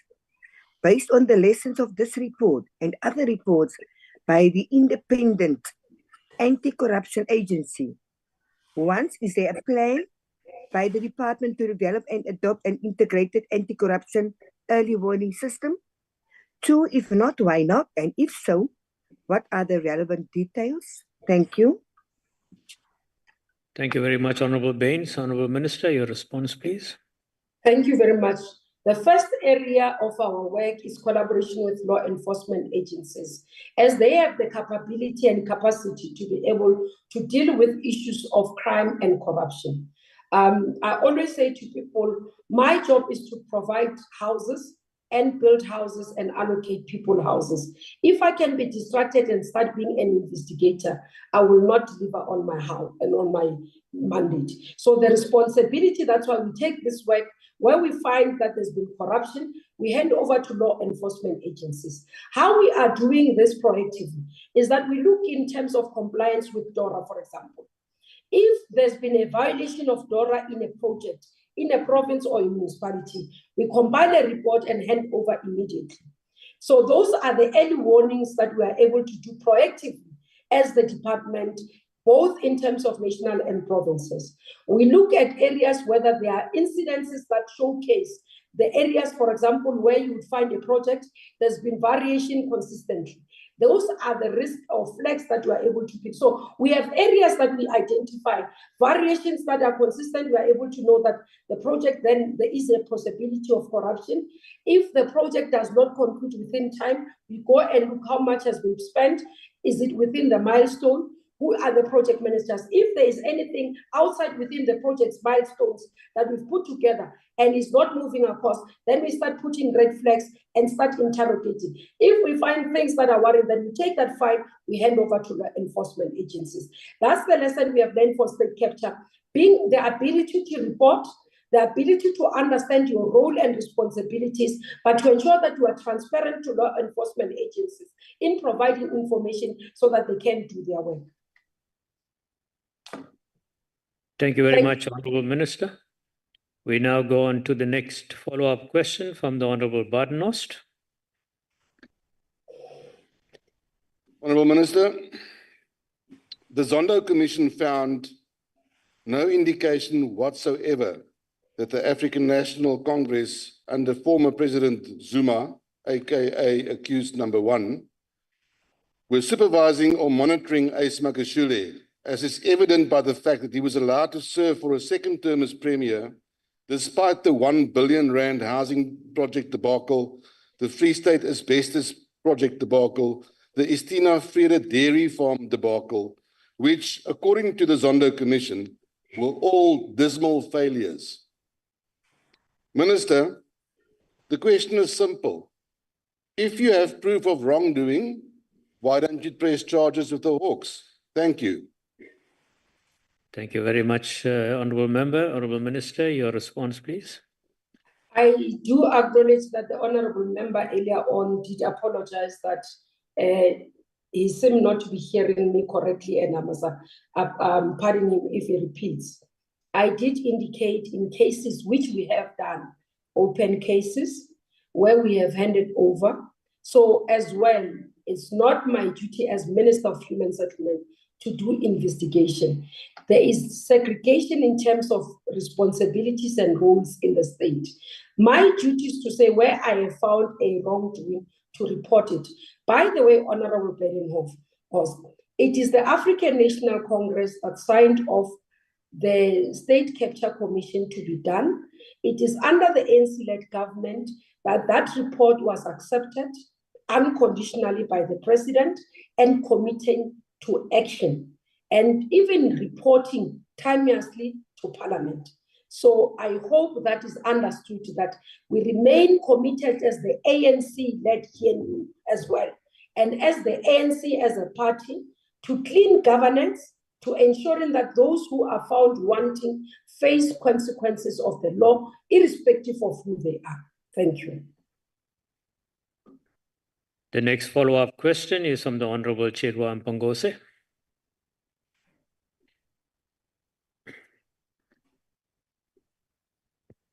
Thank you, Chairperson. Minister, the infrastructural projects that government is responsible for that are delayed, abandoned, and neglected, majority are the case due to corruption. And this is a very important admission we need to make. This is why there must be a much deeper investment by the minister to speak directly to this. Multi-million projects are utilized to rob the state money through collaborative efforts from people entrusted with leading government together with the contractors. The entire system, Minister, is currently flawed, from the procurement and supply chain management departments, whose personnel even reject promotions, all the way to officials who benefit from this entrepreneurship system, through kickbacks.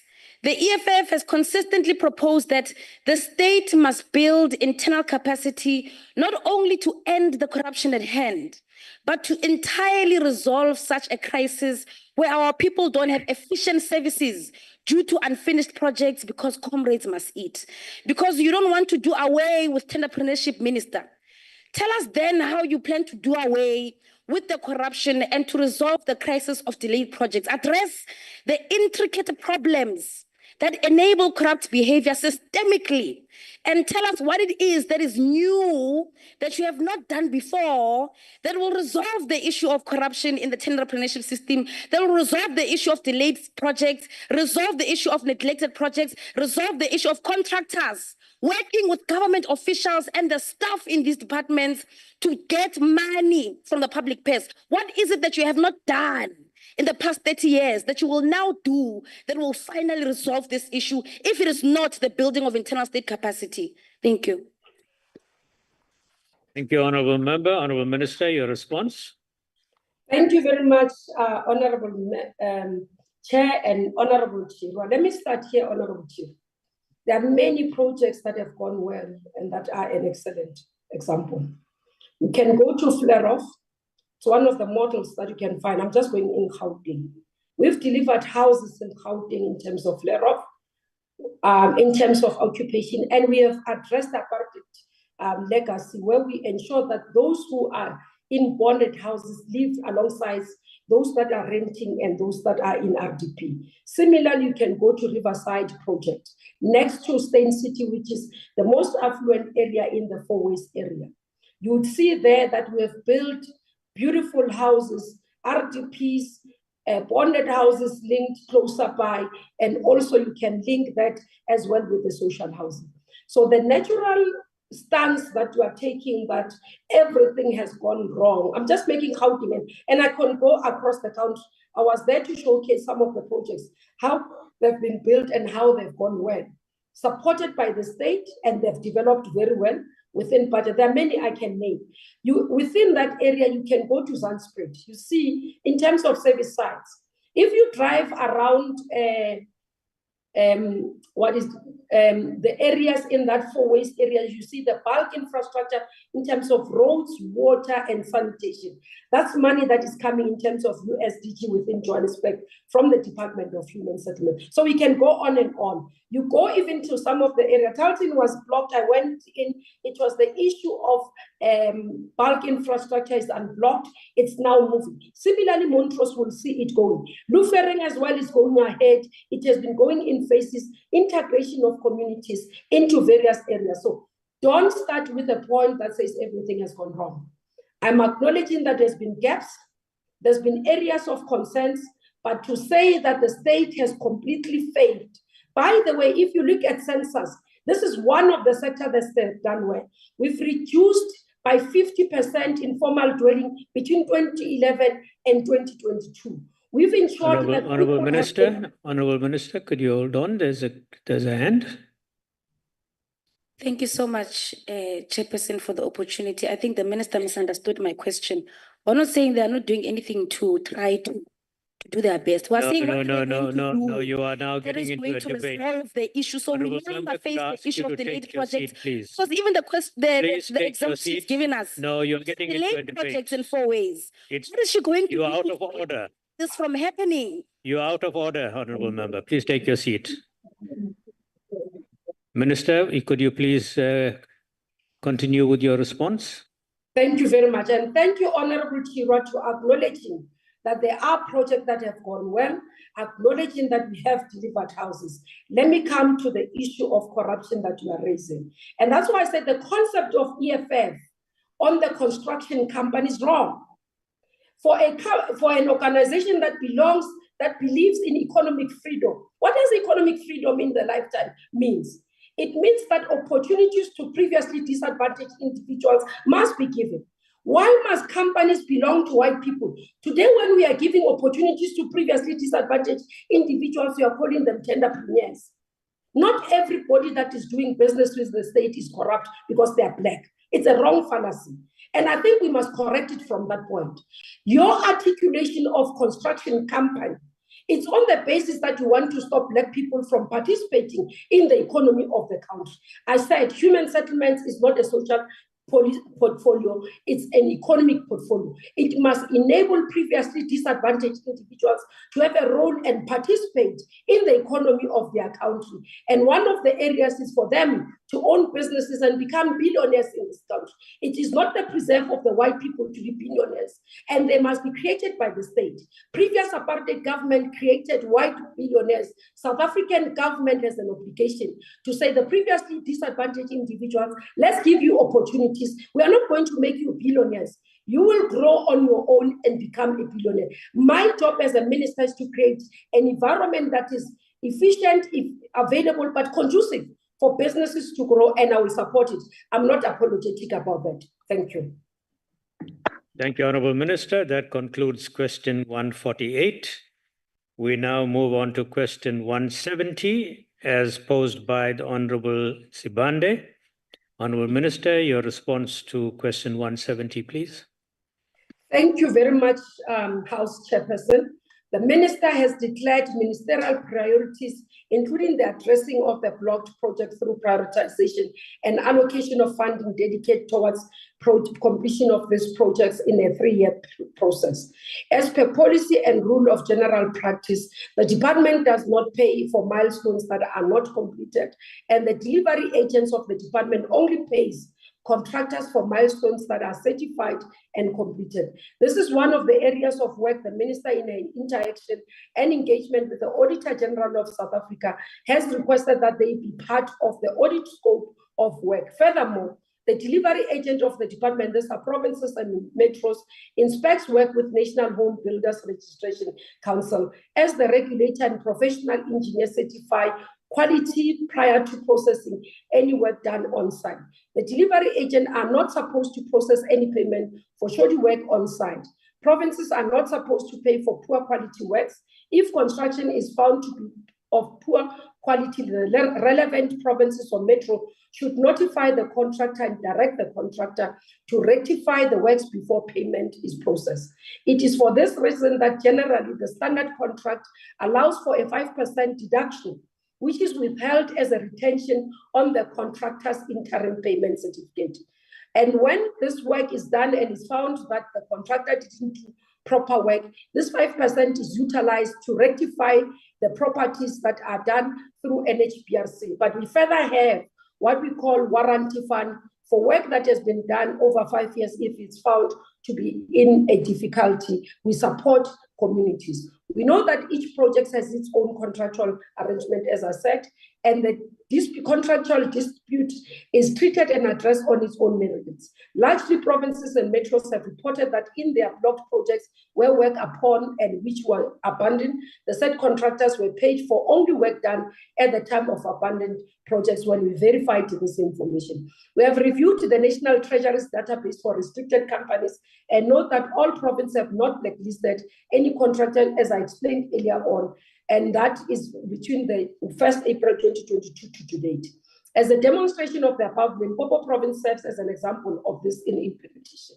Although the province has no contractors who were blacklisted for jody work from April 2022 to today, however, they've reduced the unit or terminated underperforming contractors and replaced with performing contractors.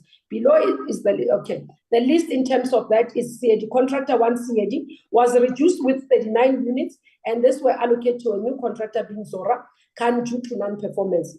Thales business enterprise units were reduced by 6, and this were allocated to a new contractor. This is when you monitor that the contractor is not able to finish within time, and we are able to. So we can give examples of those that we have been able to intervene and where there is progress in terms of the work. Thank you very much, Chair. Thank you, Honourable Minister. The first follow-up question is from Honourable Sibande Mpumalanga. Thank you, Chairperson. Thank you, Minister, for your positive response. But nevertheless, Honourable Minister, in the light of the emerging evidence of phenomenon of contractors abandoning the projects without completion due to non-payment or delay payment, my question, what is the rate of which some of the abandoned projects were due to non-payment or delayed payment? Secondly, what is the departmental plan in terms of addressing non-payment and delayed payment, which is detrimental to the emerging contractors, especially women? Thank you. Thank you, Honourable Minister. Honourable members, on the issue of non-payments or delayed payments, previously, yes, we had this difficulty until we took a decision at MINMEC level to monitor payments of contractors within 30 days or invoices within 30 days. So the contractor must submit an invoice, and then we are able to track that this invoice arrived on this day in the MINMEC. We ask the CFO nationally is able to draw out to say these are the invoices that have been submitted across on the HSS, and therefore these are the contractors that they have not been paid, and would ask each and every HOD to explain why they've not paid an invoice or delaying in the invoice payment. Where we find, honorable members, that for example, they say that a contractor didn't submit the following. We have had incidences where in the MINMEC would call that contractor and verify indeed if they have documents that are missing. And the reason we did this was to ensure that there's quality assurance in our work, that officials will not come and give us wrong information in MINMEC. And I can tell you, since that time, we've had improvement in terms of the turnaround of payment of invoices. In other provinces, actually, you find that invoices are paid within 20 days. And when we said to HODs and to MECs, in an area where invoices are not paid and it's the fault of an official, consequence management should apply. There was a province where I had to request a report, what they have done with that official that did not make sure that a payment was done, and that including in my own department where we had one invoice that was not paid within 30 days, and they explained that the invoice was not there, the documents was not, but we said it's their duty to have called and ensure that all documents are finished, and we gave the official written warning. So we do have mechanisms that were put in place to secure and ensure that contractors are paid on time. Thank you. Thank you, Honorable Minister. The next question comes from Honorable Peter, Eastern Cape. Thank you, Chair. Sakbona, Honorable Minister. According to the department's 2022 and 2023 annual report, there are 3,445 blocked and incomplete projects across the country. Since taking over the department in 2021, the minister introduced the National Unblocking Program to address and revitalize these stalled projects. Could the minister please provide an update on the progress made under this initiative and an estimate of how many of these projects have been successfully revitalized to date? What steps has the department taken to ensure that officials are responsible for poor consequence management are held accountable, and to criminally charge contractors who have failed to fulfill their contractual obligation? Hosi Minister. Thank you, Honorable Peter. Over to you, Honorable Minister. Enkosi Tatu Peter, for that. Indeed, we did report that at the beginning of 2021, when we took this program, we said we will do it in phases, 3 years. By last time I was in the NCOP, when we were dealing with the issue of infrastructure, I gave an update in terms of the number of projects that we have not been able to unblock.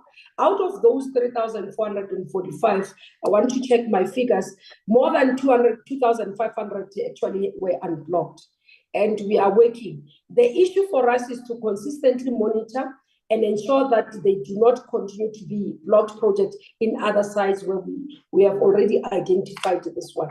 The second issue around consequence management of poor performing contractors, it's that we are monitoring in terms of those where a contractor can perform based on a number, maybe the pace. As I said, I gave an example of Limpopo, where the province had reduced the number of allocation. So we say to you, you must have built so many houses units by this time.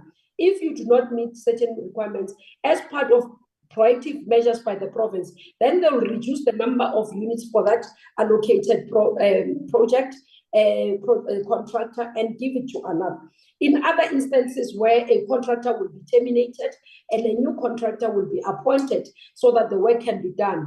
But as I said, I explained, one of the things that we wish we can be able to do is to be able to blacklist some of these contractors, especially those that are doing it deliberately, because we do have incidences where a contract without corruption, a contractor after getting a contract of 3 million, they go and buy a 1 million house or a 1 million car. they do not set aside money to service the contract and deliver on the project. So those type of contractors we want to deal with, and we are hoping we can find each other with National Treasury in the process and formula of blacklisting of contractors in our sector. Thank you very much, Honorable Peter. Thank you, Honorable Minister. The next follow-up question is coming from Honorable Keza in Mpumalanga. No, thank you very much, Chair. Some of the misrepresentation of what economic freedom means are quite curious, to say the least, here from the Minister. And Minister, I want to give you a scarf tea. Tenders, you just considered that people are buying 1 million houses, worth houses. Just now, tenders empowers individuals and disempowers communities. Number two, there is a difference between quality and quantity. Quality means that you have spacious houses that have toilets inside. That will address the issue of dignity and restoration of dignity. It will address the issue of historic inequalities. It will address the issues of promoting empowerment. It will address issues of the construction company that is needed to do away with tenders. Now, just in Tabachweu, we found incomplete project. Next to it was a drain that was a drainage system that was there for a very long time, which the municipality subsequently resolved only when we were there. There is a need to strengthen intergovernmental relations and cooperative governance, lack of synergy and coordination between municipalities and the provincial departments of human settlements, and yourself as a minister. What immediate action is your department taking for impact assessment of those projects in place for contractors who do not comply with the principles of human settlements? Thank you very much. Over to you, Honorable Minister. Thank you very much, Chairperson. Honorable Keza, I know what I'm talking about. The founding documents of EFF were derived from the ANC Youth League, which I was leading as the Deputy Secretary in Gauteng together with your founders of EFF. So I'm not beating outside. I can tell you economic freedom in our lifetime was our slogan in 2011 conference. I was part of it. So that's why I can tell you how you are misrepresenting what is meant to be and how the conference resolved on it. Let me get to you see, Honorable Member, when I reflect on what is wrongdoing, you can't say in a society where there's a man who rapes, and then you go and say all men are rapists. We don't deal with society like that. So the fact that there is one contractor or two contractors that are doing wrong, we can't say all contractors are wrong. And that's why I say to you, our duty is to also make sure that those who are real entrepreneurs get opportunities to build businesses and succeed. The state is a development agent in the developmental agenda.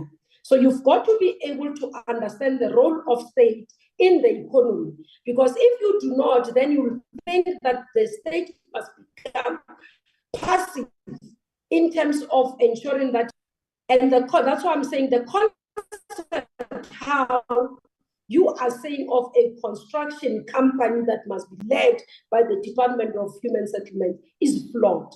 Let's come to the issue of impact assessment.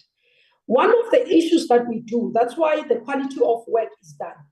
We moved, if you look from the Mtwena Accord, where Joslovo started in terms of the RDP process and RDP houses, and you come with it. And take time, Honorable Member, to read our new white paper policy that we are finalizing. You would understand that we are taking cognizance of the road that we've traveled. Where you move from matchboxes, where houses do not have sanitation, water, and electricity. Today, we are giving a PNG worth more than 350 in terms of the value of the asset to individuals in South Africa as an economy too. And the reason is because it's at that level, because it's the land that is valued, is water, is sanitation, is electricity. And for people with disabilities, we go further and give them butlers that we are building to be able to protect them. The assessment that we do when you go to communities and you give a title deed after you have given a house, the impact to a citizen is that I have never been able to get this, even in my whole life. It is this government, through the policies, that has been able to do that. Yes, we continue to ensure that we monitor our work to compliance with our norms and standards. We'll continue to review because we've identified gaps, and that's why we have a white paper policy, and we'll amend the Housing Act to become Human Settlement Act, because it must encompass where people live, equal opportunities, but social amenities like schools and clinics, they must be closer to them. This is the road that we have traveled, and we are proud to say we have done our work and we'll continue to do that so that we can close the gap on those that we have not reached in terms of our mandate. Thank you. Thank you, Honorable Minister. And then the last follow-up question will come from Dr. Igor Skirkocha. Please state. Thank you, Chairperson. I would like to start with a quote from Haile Selassie, the former and the last emperor of Ethiopia. Throughout history, it has been the inaction of those who could have acted, the differences of this, who should have known better than the silence of the voice of justice when it matters most, has made it possible for evil to triumph. Minister, as you can hear in the House, blacklisting of companies is the buzzword. So it's clear that your department does not follow due diligence to prevent corruption and wasteful expenditure. So to constantly say that it's not within our department prerogative continues this evil. So should it not be pertinent, on top of creating a blacklist database of your companies, but to also make a blacklist of the people that create these companies? And would that not also root out the rampant corruption within this department and creating the backlog of houses in South Africa?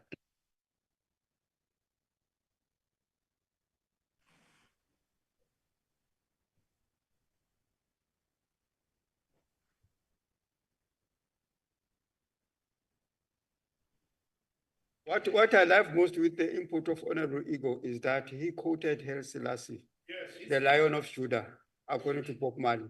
So really, it's really interesting. It's highly appreciated. It shows that is universal. Yeah. So without further ado, Honorable Minister, you can respond. You can respond to the comment of Honorable Igor.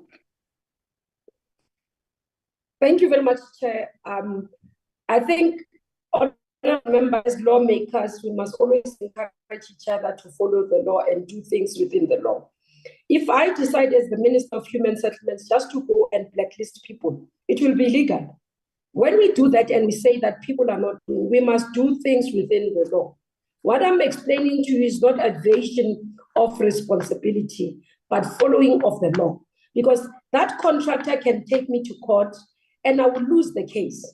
And I will be using state resources to go and do something that I know is wrong, and I lose. And instead of spending money on people and providing houses, I'll be spending money on court cases with people that have blacklisted illegally. So I think I'm very clear on what needs to be done. I think I would advise the honorable member to bring the procurement office and the Minister of Finance and ask for the procedure that is being done. And then we can work together to improve that area, like many other areas, like we are doing. We are not folding our arms. We are inputting into Treasury to say these are the areas that we need to help with, and therefore assist us. And therefore we are in the process working together to say, how do we ensure that those who have done wrong can not benefit continue?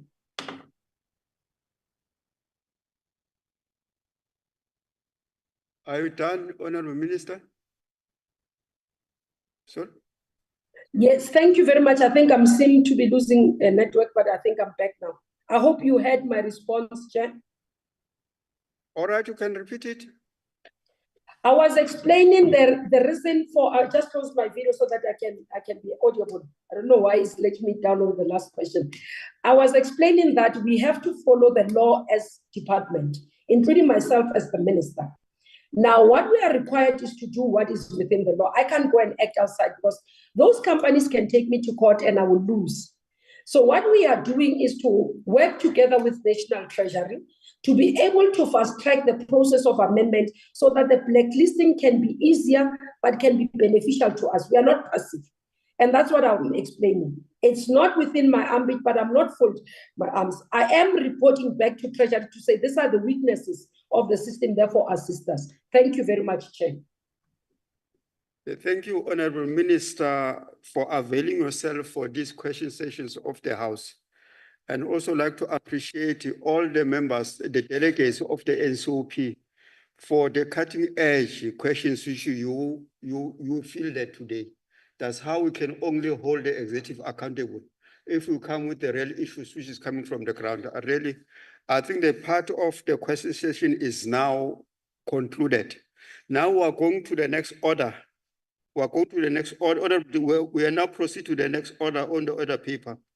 The next order is the consideration of the report of Select Committee on Security and Justice on draft notice and schedule determining the rate with effect from 1 April 2024, at which the salaries, allowances, and benefits are payable to Constitutional Court judges and other judges annually for approval by Parliament in terms of Section 2.4 of the Judges' Remuneration and Conditions of Employment Act. So the Select Committee has prepared a report which was tabled properly. It's here in front of the table. So I'll request the Select Committee to come and present the report. It has nominated Honorable Piso Nuwe to present the report. You are welcome, sir, to the podium.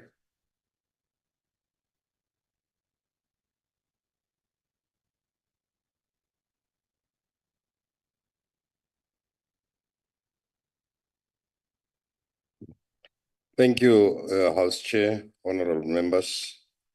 The Select Committee on Security and Justice is hereby presenting the report as you have already outlined, as informed by the draft notice and schedule determining the rate with effect from 1 April 2024, at which salaries, allowances, and benefits are payable to Constitutional Court judges and judges annually for approval by Parliament in terms of Section 2, subsection 4 of the Judges' Remuneration and Conditions of Employment Act 2001, Act number 47 of 2001, which was referred to this committee on the 15th of July 2024, and this committee processed this report in the following fashion.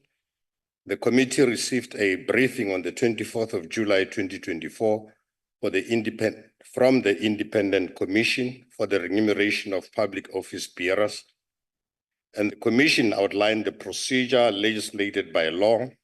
It prescribes to conclude the process of consultation to determine annual recommendation for cost of living adjustments for public office bearers. The Commission consults widely with all critical stakeholders and makes a recommendation to the President of the Republic of South Africa to determine the salary adjustments for public office bearers.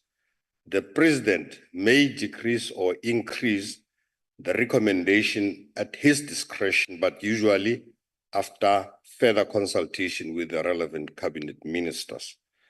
The committee received correspondence from the Judges Association of South Africa, hereinafter referred to as JASA, dated the 23rd July 2024, requesting the committee to disapprove the determination for the 2024-2025 backdated to 1 April 2024 and refer the matter back to the President to reconsider his determination of 2.5%. The Commission recommended a 2.5% adjustment for both the magistrates and judges for the financial year 2024-2025.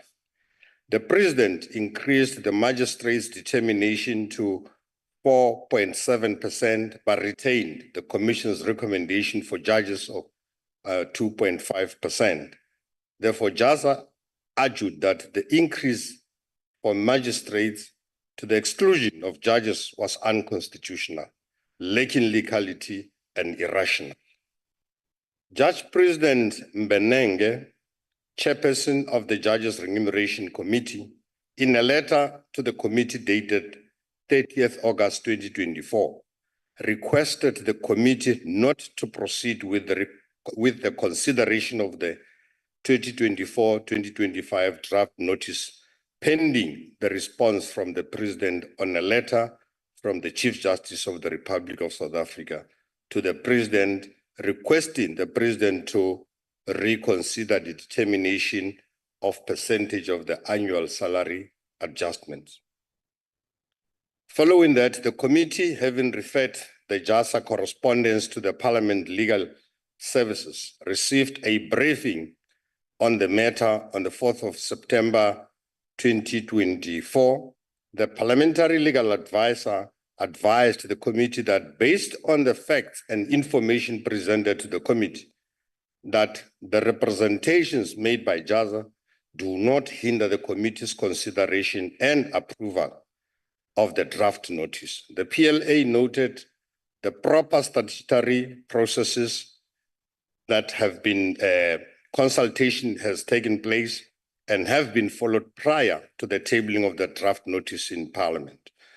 It is now for the committee to apply its mind and to exercise its oversight power to reach a decision to the recommendation to submit to the Council, namely to approve in whole or in part or disapprove of the notice.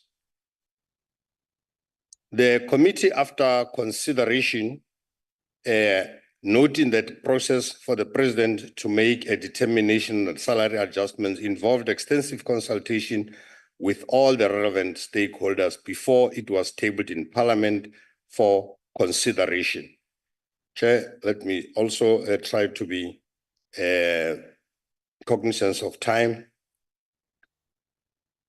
and skip the other paragraphs because the members have got the report. The committee postponed the consideration of the 2024-2025 draft notice and wrote to the President requesting the President rationale that led to the determination of the remuneration for judges for the 2024-2025 financial year.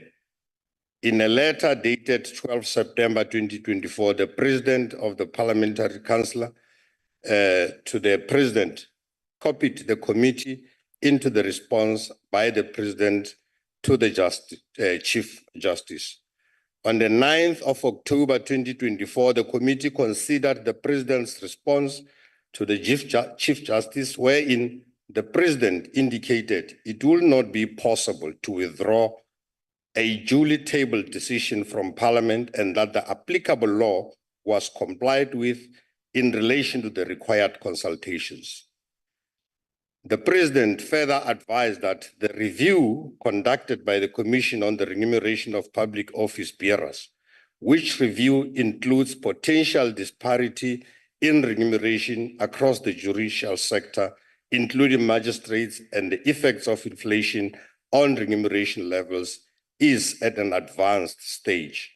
The President trusted that the review report will assist in providing clarity and a way forward on these matters in the long term.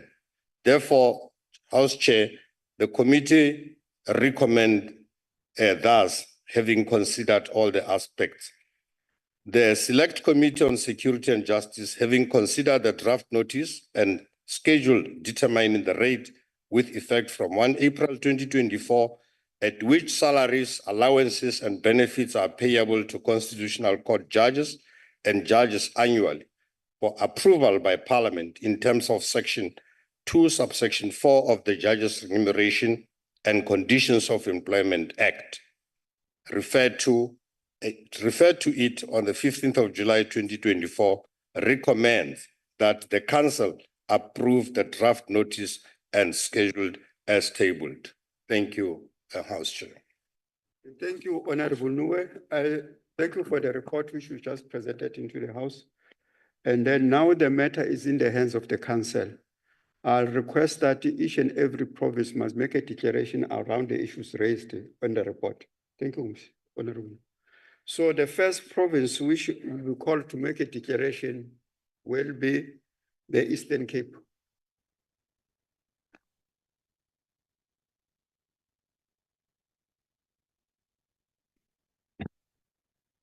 Thank you, Honorable Chair, House Chair. On behalf of the Whip of the Eastern Cape, Honorable Nongonyana, I'm standing as Honorable Mary Bernadette Ndlangisa to support the declaration. Right. Thank you, Honorable Member. The next declaration is from the Free State. Chairperson, we support the report as tabled. The next declaration is from Gauteng.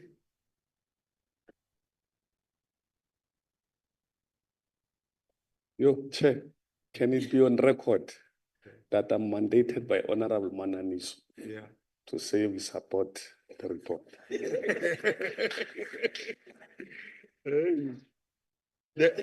The next declaration is from the KZN province.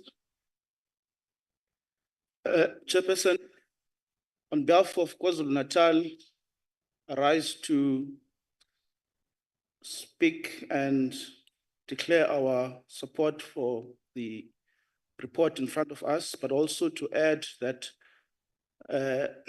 we are obviously, having dealt with this report at a committee level, we have been able to capture all the concerns raised around this matter, particularly from the judges. We've also had an opportunity to further get clarity from the President in allowing us to make a final determination on this issue. We do remain concerned about what appears to be a lack of balance between what is ought to be paid to the judges and what the recommendations seem to be. We do hope that in future, noting the importance role of the judges in our judiciary and the necessity to ensure that we retain many of them in our struggling judiciary, that there is going to be some form of balance found in future when these undertakings are being dealt with. So we support the report at this point in time, but obviously with those few concerns around the actual increment and its suitability for the judges. Thank you. Thank you, Honorable Billy. The next declaration and vote will come from Limpopo. Over to you. Who's on visual? Mukwile, Honorable Mukwile. If you are not available, there's fair representation of Limpopo. What? Chairperson, all right. Maybe let me allow Honorable Sanindlovu to declare on behalf of the Limpopo province. Thank you. The woman power. Over to you, Honorable Ndlovu.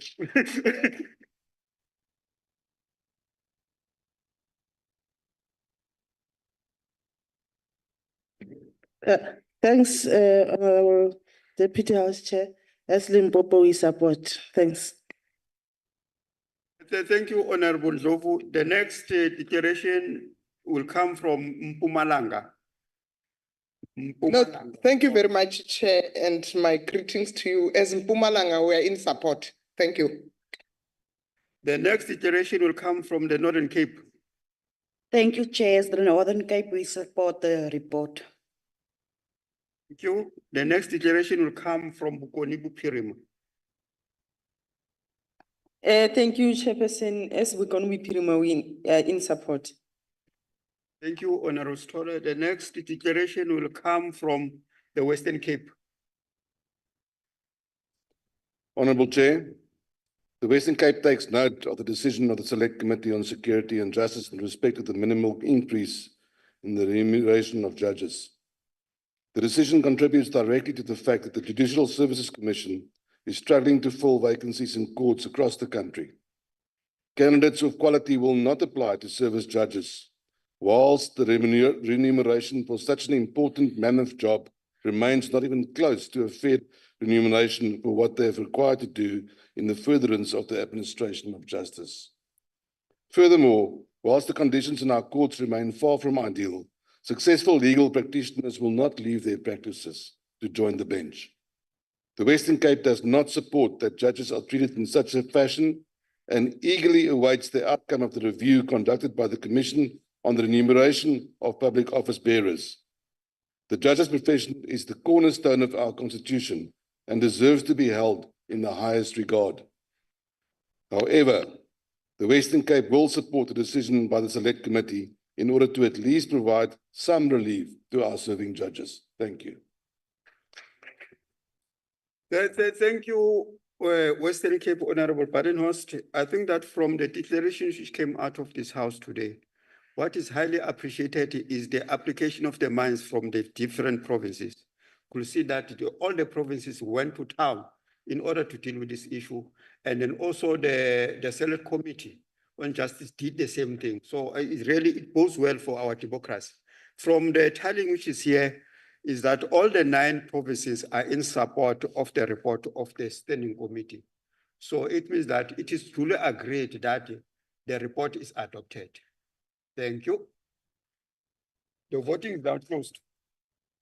So what is very important now, we're coming to the very, very, very important item on the agenda, the adjournment of the House. I'll request the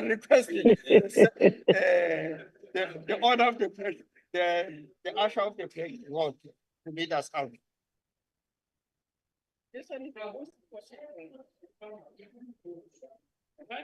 Thank you, Chair.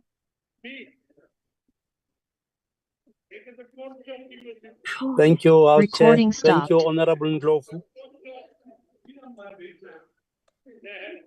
We're going to win more votes. Honorable Selina. Honorable Selina Sithole.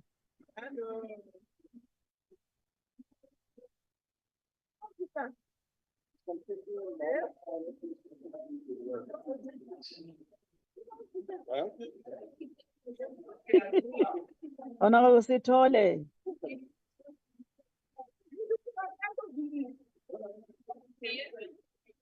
He is from Monmouth.